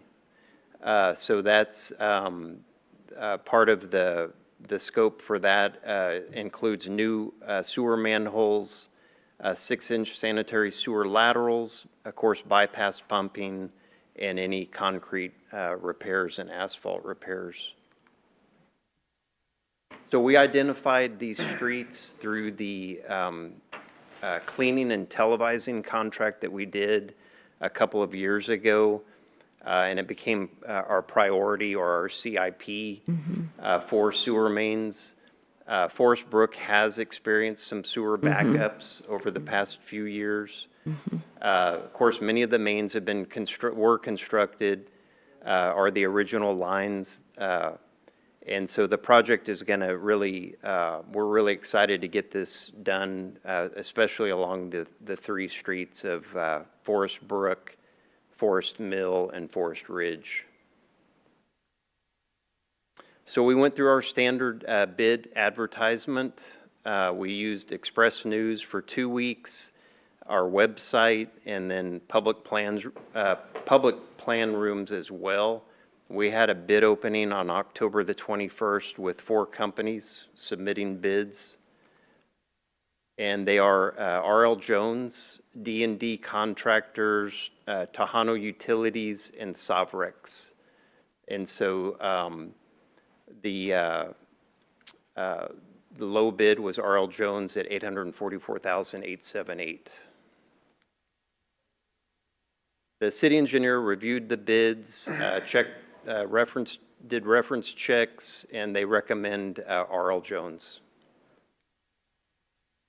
Under fiscal impact, so the bottom line, the budget adjustment requested is $454,630.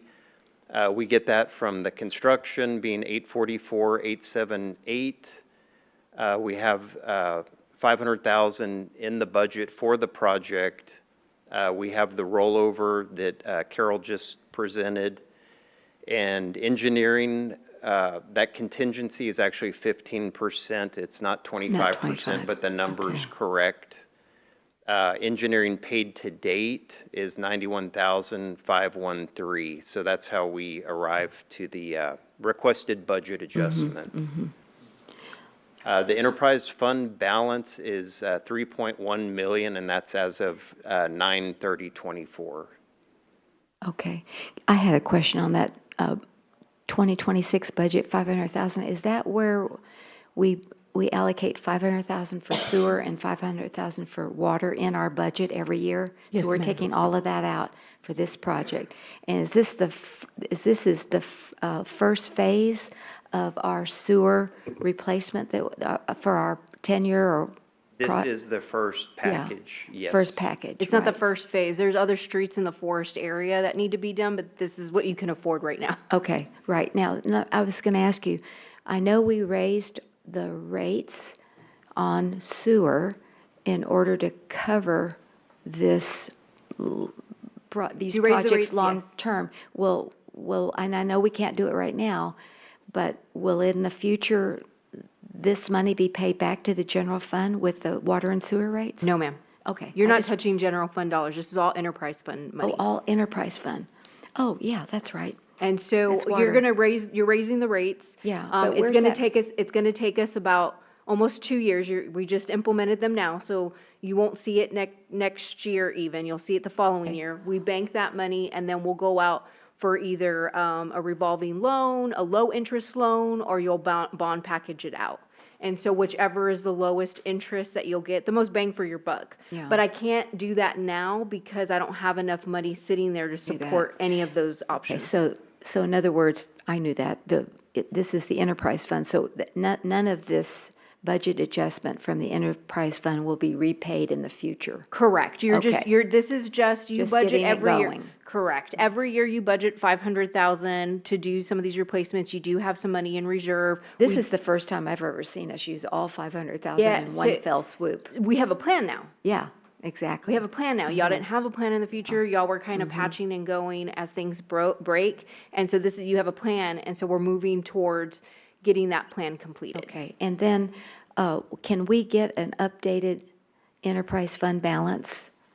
Yeah. Of 9, Uh, 30, 20, that's over a year. Well, that's, item. so when you get your new audit, you'll have a new fund balance. I mean, you all bought a couple of things in capital Yeah, this year, but that's- nothing too big. Okay. And so you should be fine. I mean, you're not eating away at your Okay. enterprise. All right, I price just was fund. curious how much lower Yeah. it's I gonna keep be. I keep track more of your general fund I mean, not that I don't keep Yeah. track of your, but I don't Okay. really pay attention too much to All it right. because we don't buy a bunch of stuff from there.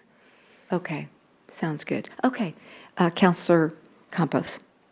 So David, this is a great plan. We're doing open cut and CIPP, cured in place pipe. This is down your alley. So what that is from my colleagues is they run a breaking point, if you can imagine, going down an existing sewer line, and that head of that pipe expands and it breaks apart the existing line, and they drag behind it a new pipe. That's Okay? already intact? Yes. And they just kind of slip it in? As it's Yeah. breaking, And so then they have to go back and then cut the lateral services to connect it to the homes, okay? And what it does is it saves from tearing up the streets completely. Yeah. You'll have some small little cuts where they went in there to attach the laterals. And so very innovative. Thank you all for putting this into our community. I can tell you that R.L. Jones is a very reputable firm. Oh, good. And Okay. I've got experience in my other life of using them quite often. Mm-hmm. And I'll tell you, they're going to do a good job, as long as the plans are good. Mhm. And then how long is this going to take? What's the time frame? so we- Especially since it's kind of a seamless process.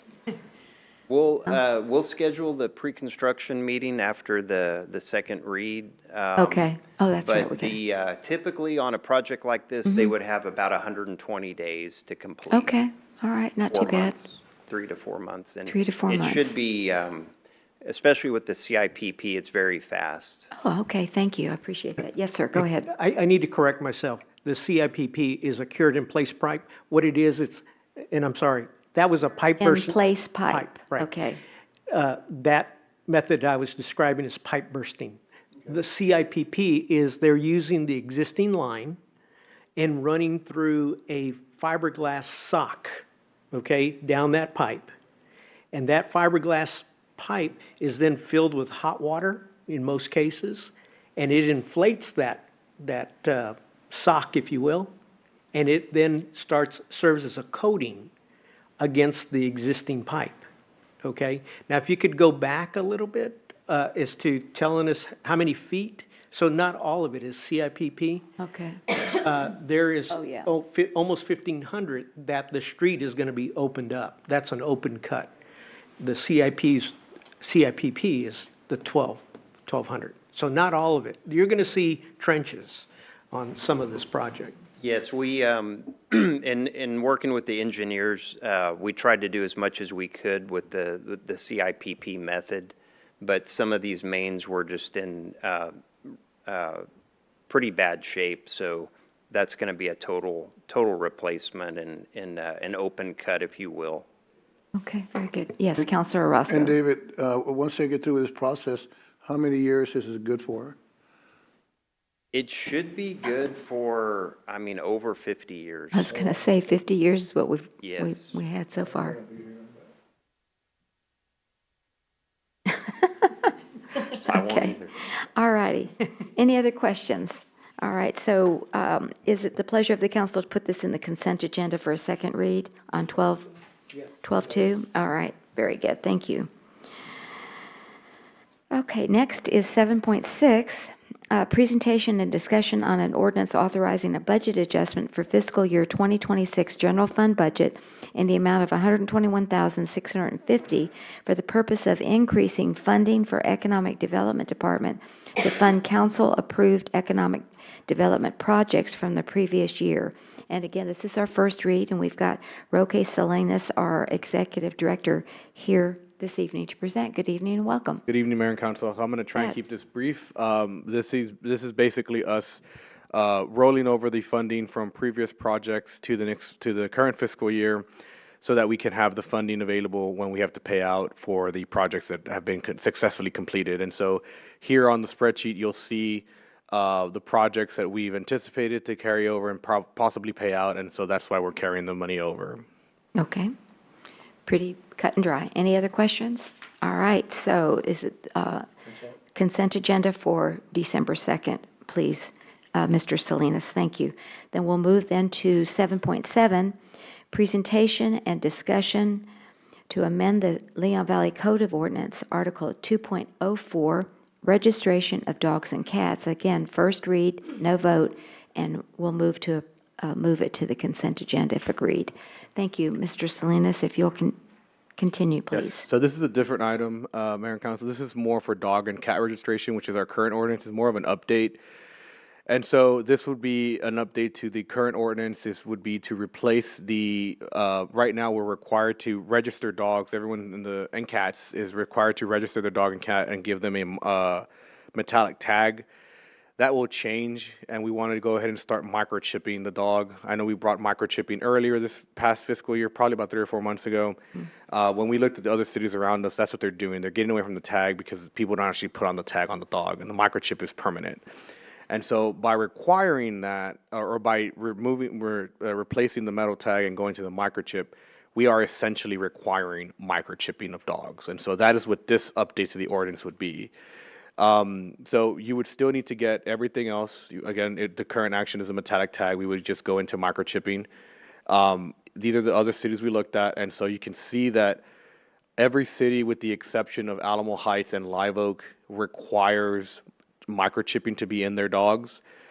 We'll look at the other table here in a little cost in a second. And then the comment I have over here is basically the microchip replaces the pet license. And so once you register the dog, or once you microchip your dog, that will serve as a pet license as well. And we have a system internally that can keep track of that. So we are falling in line, if approved, with microchipping requirements.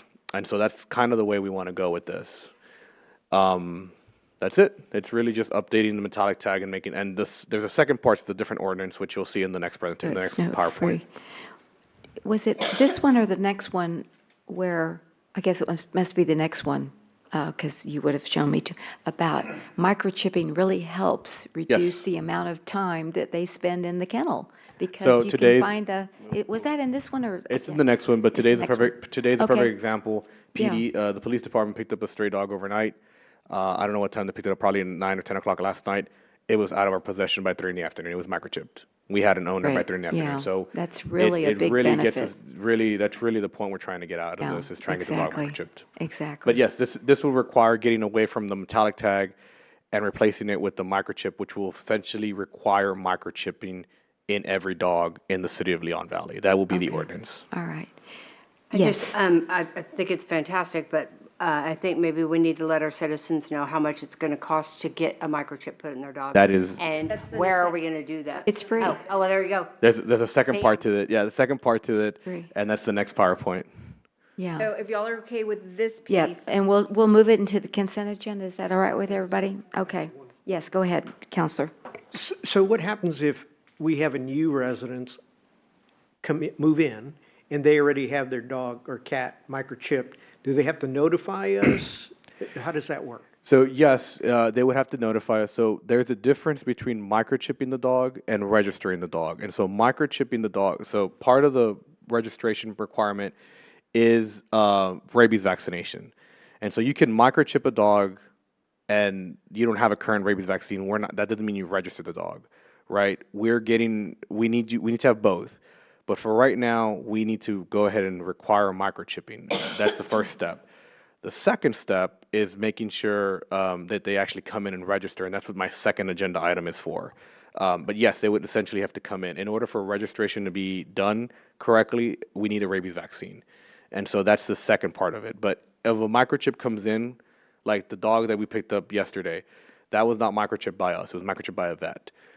That doesn't matter to us. It matters that they have a microchip. So before they're going to be released today, we are going to require rabies vaccinations, and by the end of the week, they're going to get them, and we're then going to start the second part, which is registering the dog, and we'll keep those records in there. But if it's not microchipped by us, we can still track it internally in our system. So our animal control officers microchip? Yes, we microchip. It's just depending on if the dog is violent or vicious, or if it's too vicious, then we won't do it. Then you No, won't just do for the it. safety of Okay. the staff. But microchipping can be done by anybody. You can order your own microchip and microchip your own dog if you Right. want to. Huh. So we don't want to put staff in danger. If we feel there's a concern there, then we won't not do it. Okay, that's good to know. Yes, Counselor Heil. How much does the actual microchip cost? It costs range between $3.50 and $5. Okay. And if somebody gets an animal from ACS or wherever, they should be microchipped. They Ev- don't let animals go out without a Every microchip. dog that leaves our facility will be microchipped, whether it's microchip coming in or it's microchip or we microchip it. Every single dog, if again with that phrase, if it's safe for our staff to do it, will be microchipped. Every dog that leaves our facility, if it's not microchipped, they get vaccinated and microchipped. And if we don't feel comfortable doing it, then whatever vet we go to will microchip it for us. We will take them the microchip, but they will actually perform the procedure. If they need to, what's the right word I'm looking for? Sedated. If they need to, if they're not, Sure. that kind of thing, they'll do all that stuff while it's there. So it will be microchipped when it leaves our facility. Every dog is. Okay, very good. Let's go on then to 7.8, presentation and discussion to amend the Leon Valley Code of Ordinances, Appendix A, fee schedule, Article A 4.00, animal control fees, to Article A 4.006, dog microchipping, and A 4.006, city pet license. Again, first read, no vote, but we'll put it in the consent agenda probably on the 2nd of December. Thank you. So this is going to the fee structure that we have. So when I came back to y'all in June, we established a fee. We're not seeing that really people coming in and taking advantage of the microchipping. It's still cheaper than most places, but what we're seeing is microchipping being done at a reduced cost or if not free because it benefits the cities to have a dog microchipped. The same thing with pet registration, right? And so what we're doing is essentially removing any excuse that a dog owner can have. You are required to microchip it, and trust me, I already hear the people. Well, if the city's requiring a microchip, the city should provide the microchip. We will. And the city should pay for it. We will. We will absolutely do it. We will give you the microchip. We will do it for free. We will do all that stuff for you if you bring us a dog. And so that is what our approach is currently. And the reason we're doing it this way is that if you look at the data we have in Leon Valley, if you take a wild guess how many dogs we actually have in Leon Valley, sure. Okay. We have 25 dogs that are registered with the city of Leon Valley. That's it. That seems so small, so. Yes, that's I that's mean, the really, problem. I see more dogs walking Yep, sometimes, we picked you up know? 60 dogs last fiscal Yeah. year. So we picked up 60. We have 25 registered. Yeah. Out of that 25 registered, I cannot tell you how many were forced to be registered. That means they were picked up by PD and we forced them to register after the fact. And so it's not working, right? Whether it's $5 or $15 or having them to come in, all that other stuff, it's not working. And so we need to take a different approach, fall in line with the other cities, make microchipping free, make the registration free. Yes, it is a cost to us. However, the savings it will be saved in the labor, food, water, microchipping, vaccines, driving, all that stuff will come in. So for $5, you're saving an inordinate amount of money to try and keep that dog and get it out fostered. And so that's what we're trying to do here. Since I brought you the stuff last time, and I'm trying to go quick here, the last time we talked, we had 101 dogs total in about a year and a half. Only 24 were microchipped. Since we had started that program, as you said, when they leave ACS or our possession in Leon Valley, that number has come up to 42, and we have 4 pending, so 45. So we're getting closer to that 50-50 break point. That's us microchipping the dog when they leave. We have no issue with us microchipping the dog. It's the public's dogs that need to be microchipped, and that really is what we're trying to accomplish here. So the price will go from $15 for with a pet license for Leon Valley residents to $0, and with a limit of 5 dogs, and then non-Leon Valley residents will still be $20.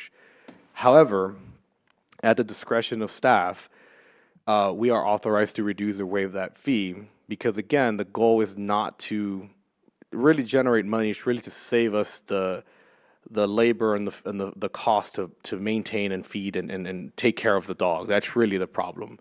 And so for $5 microchip, we're going to be saving this much money. You should see the look on the staff's faces when they saw that the dog was microchipped today. They're like, oh, thank God. Because they don't have to deal with it. That dog is gone to its owner today. We don't have to vaccinate it, feed it, water it, let it out, clean after it, chemicals, nothing. It's gone. And so that is the savings that we're trying to accomplish.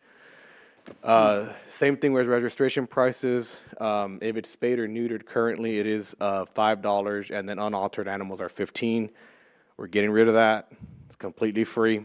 Come in, take advantage of it. While you come in, we will also microchip you the dog as well. The registration for the dog does need to be vaccinated for rabies.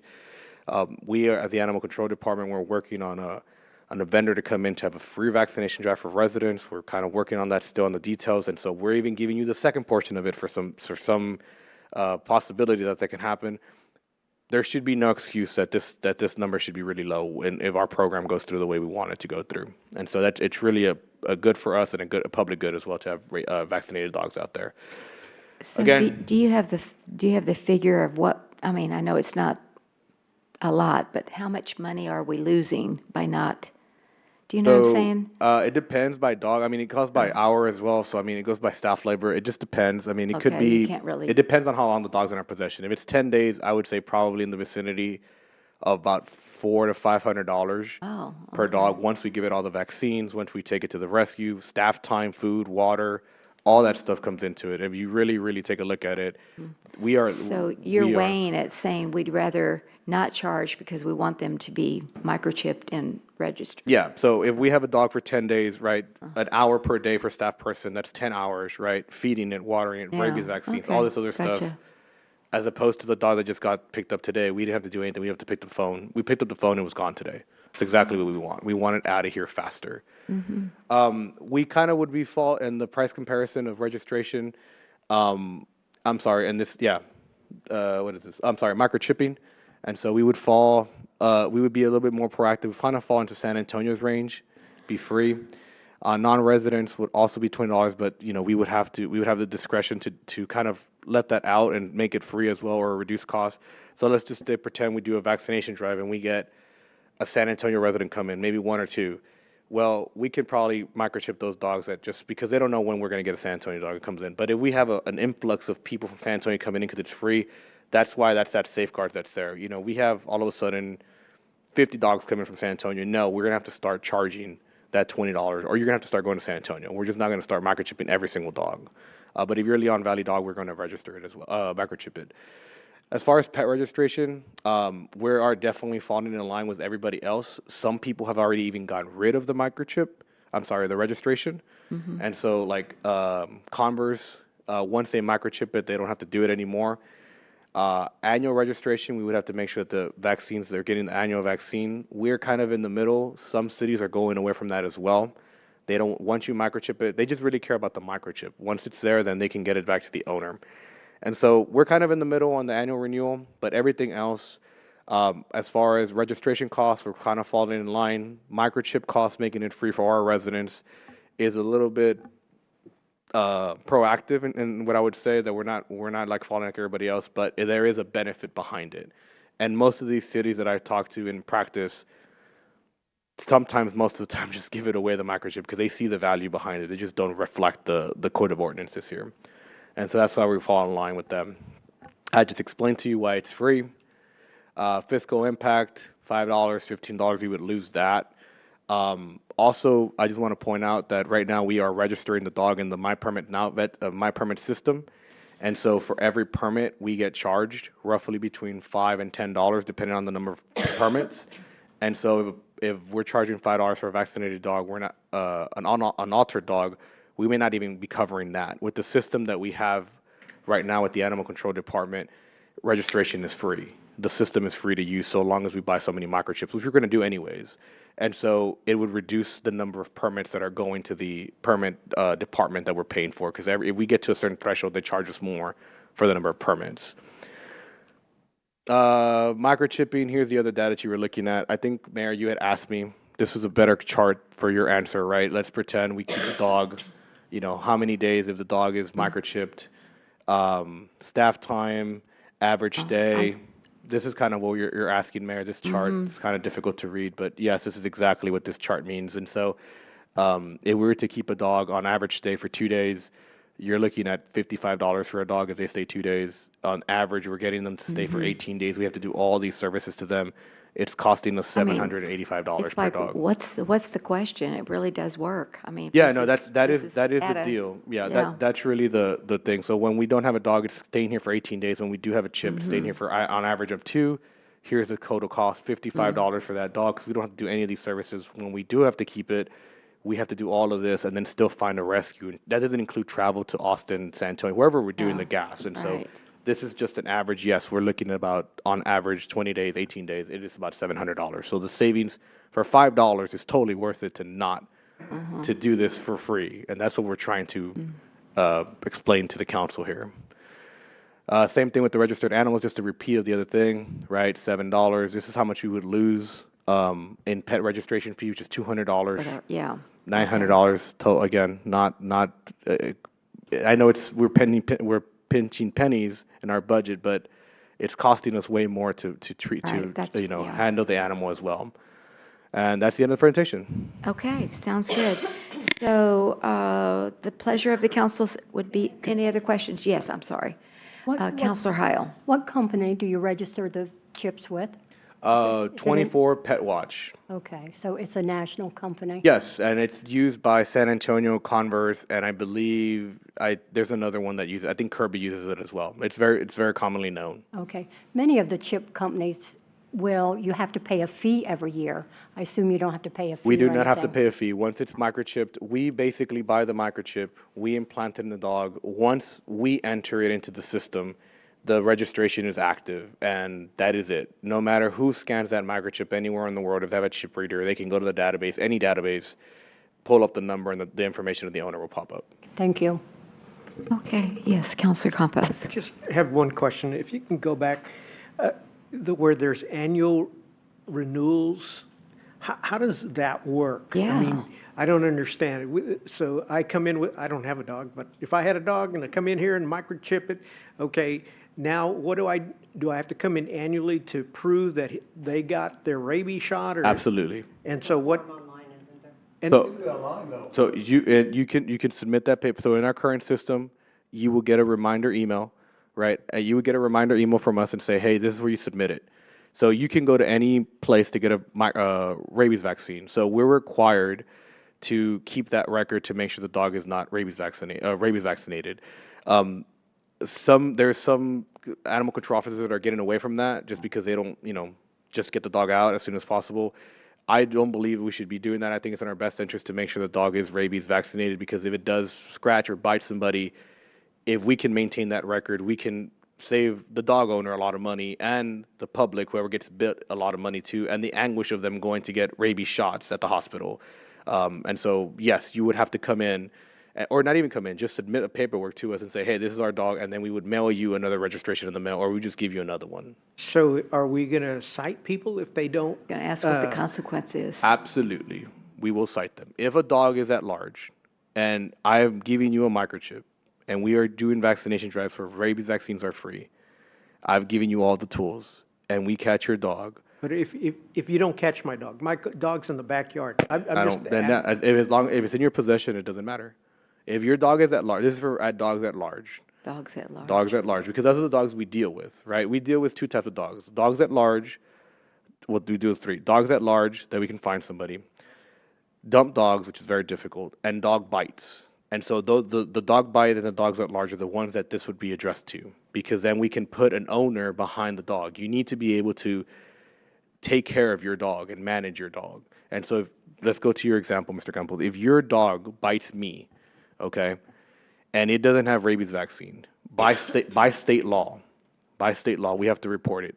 I then have to go get a rabies vaccine. That's not covered by the city. I'm responsible for that. There's 2 things you can do to the dog. You can either quarantine it for 10 days at a vet facility. It costs you about $1,000. Or you can get it tested for rabies at a vet clinic. The way they test it for rabies is that they euthanize it, they open the brain, and they test it there. You also have to pay for that. That's $400. For $15 for you to get a rabies vaccine, you avoid that completely. I guess what confuses me. It says annual renewal. Yes. But if my dog never gets out, Then I don't ever have to renew it. You don't have Correct. to. That is correct. You are correct, sir. Well, that's why we're you never only going. had 60 dogs registered. So you're required by our ordinance, any dog owner in the city of Leon Valley is supposed to register their dog.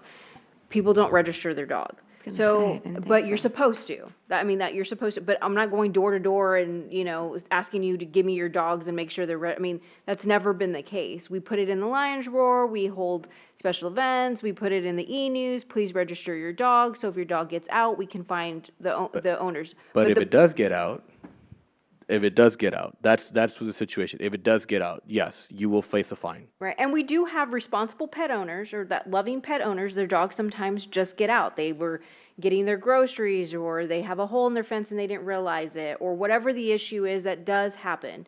And so most responsible pet owners do register their dogs, are willing to do and get a microchip for free, get the rabies vaccination for free. And so our main goal, when we talked about it as staff, what we were determining is what we're doing now isn't working, right? Like, we're trying to look at alternatives, trying different we may do this for a year, we'll take a look at the numbers, kind of like the numbers you see here, and if we don't see a big change, we may bring you back a different plan. This is sir, just go our ahead. way of, I agree with what you're doing, and I applaud you, the staff, for this. I just didn't understand this one annual renewal. Yeah, That was it's more of a rabies authority thing. We should have vaccinated dogs. We should. People don't get them vaccinated, but if your dog is always inside and never sees the light, never comes out, and we never catch it, then there's no problem with that. It's only when we deal with the dog that we get caught or it bites somebody. That's when animal control gets called. Okay, very good. All right, so consent agenda for the 12 to 25 meeting. All righty, very good. Last agenda item 7.9, presentation, discussion, and possible action on a resolution giving the City of Leon Valley's 8 votes to Northside for Bear Appraisal District Board of Directors for the 2026 term.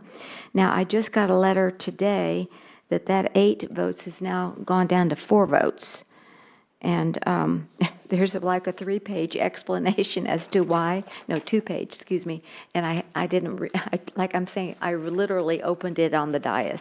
So I don't know why, but they're saying that just basically it's not going to delay the appointment process. And anyway, so here's the candidates for Northside. We said Northside. So there's actually 2 candidates. Gerald Lopez, nominated by Alamo College District and Northside ISD, or Becky Ruiz, nominated by Harlandale ISD and Northside ISD. So I don't know. Where do y'all want our 4 votes? I'd like to make a recommendation to go with Alamo College and Northside candidate. Okay. I think that'd be more consistent with our area, with Gerald Lopez. Okay. And do I have a second? I'll second that. All right. We have a motion by Counselor Campos and a second by Counselor Bolton to give our 4 votes to Gerald Lopez, who's nominated by the Alamo Community District and Northside Independent School District. Any further discussion? All those in favor say aye. Any opposed? The motion does carry. Okay, thank you all very much. Agenda item number 8, request any future agenda items for the city manager? Yes, Counselor Campos. Mayor, I had, I heard what's going to be on the planning and zoning meeting tomorrow about the hookah bar, that it's by right they can do that. But can we get, or maybe you can send me a reminder of what the after hours regulations are? So you're talking 2 separate things. So what they're asking for is hookah, their cafe hookah. So they're going to be doing coffee. After hours is the BYOB, and then you have after hours portion of it. But this is allowed by right. You're not even, it's not going to come to you. It's going to be withdrawn from tomorrow night's agenda. What the zoning commission is doing right now, though, besides this, is taking a look at the permitted use chart. So my recommendation to them is to add some dedicated fields that currently aren't on the permitted use table, as well as defining, they have like 3 sections for bars, like bars and doors, like 3, and so cleaning that up a little bit, and then that we will bring that to y'all. So the reason why I bring it up is that when I was on the Planning and Zoning Commission, we had a hookah bar that came to us. We did. Okay, Well, and, yes. and so it turned out to be an after-hours club. Right. And so what I'm trying to make sure that, hey, how do we prevent this from happening again? You can't. So in this particular case, you can't. And so the after-hours hookah bar that came to the Planning and Zoning Commission, and this is what I was going to explain tomorrow night, is it, at the time, it fell under indoor entertainment, and it required an SUP. Indoor entertainment provisions have changed, and no longer, that would no longer require an SUP for that use. And so, I can break that down a little bit for y'all. Like I said, we'll discuss it a little bit tomorrow. This would not come to y'all for after hours, in the hours. It's not even going to see you. They're allowed by right in the district that they're in. And so, and they'll fall under the restaurant and restaurant provisions.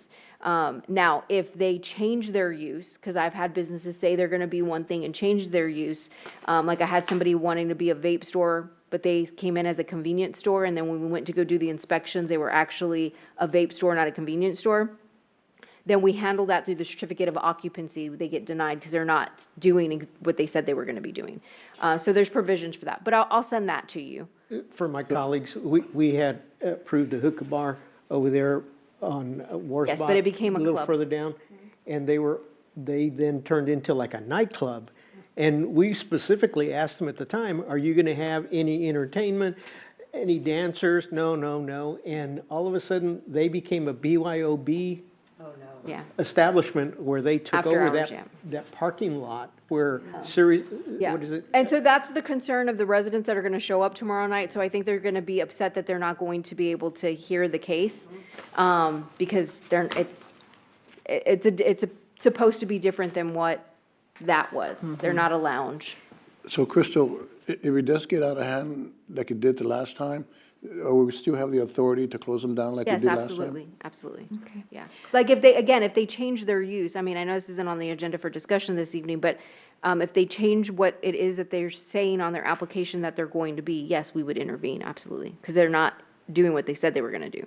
They're saying they're going to be a cafe. They're going to serve coffee, and hookah's like another thing that's part of their business model. And in their original request, they had no alcohol. It's not BYOB. Now they're saying they may apply for an alcohol license in the future. So that's kind of changed, but that's not been on the application. That was just said to somebody. So we kind of have to they have to violate something before I can prohibit them. I can't prohibit them based on something that I think they're going to do. If that makes sense. And I just had one more thing, and it's now that we've already finished the budget years for all of the suburban cities in San Antonio and Bexar County. Crystal, can we get updated tax rates for what other suburban cities? Do you want that as a future agenda item, or you just want me to send that to you? No, I think would y'all like, I'd like to see, in other words, at least like 24, 25, 25, 26, we can see. I mean, that chart, but just finalize the Yeah, numbers for just, you. yeah, because you kind of give that to us every year, and I just thought, now that we've finished the Oh, I budget gave y'all cycle- one, like, towards the end, but I don't think everybody adopted yet, so I can update that for Okay, you. that'd be great. Okay, Or thank not you. me, Carol can update that All for right, you. anybody else? All right. Well, this is a little bit later than normal, but 10:11 on November 18th. Move to adjourn without objection.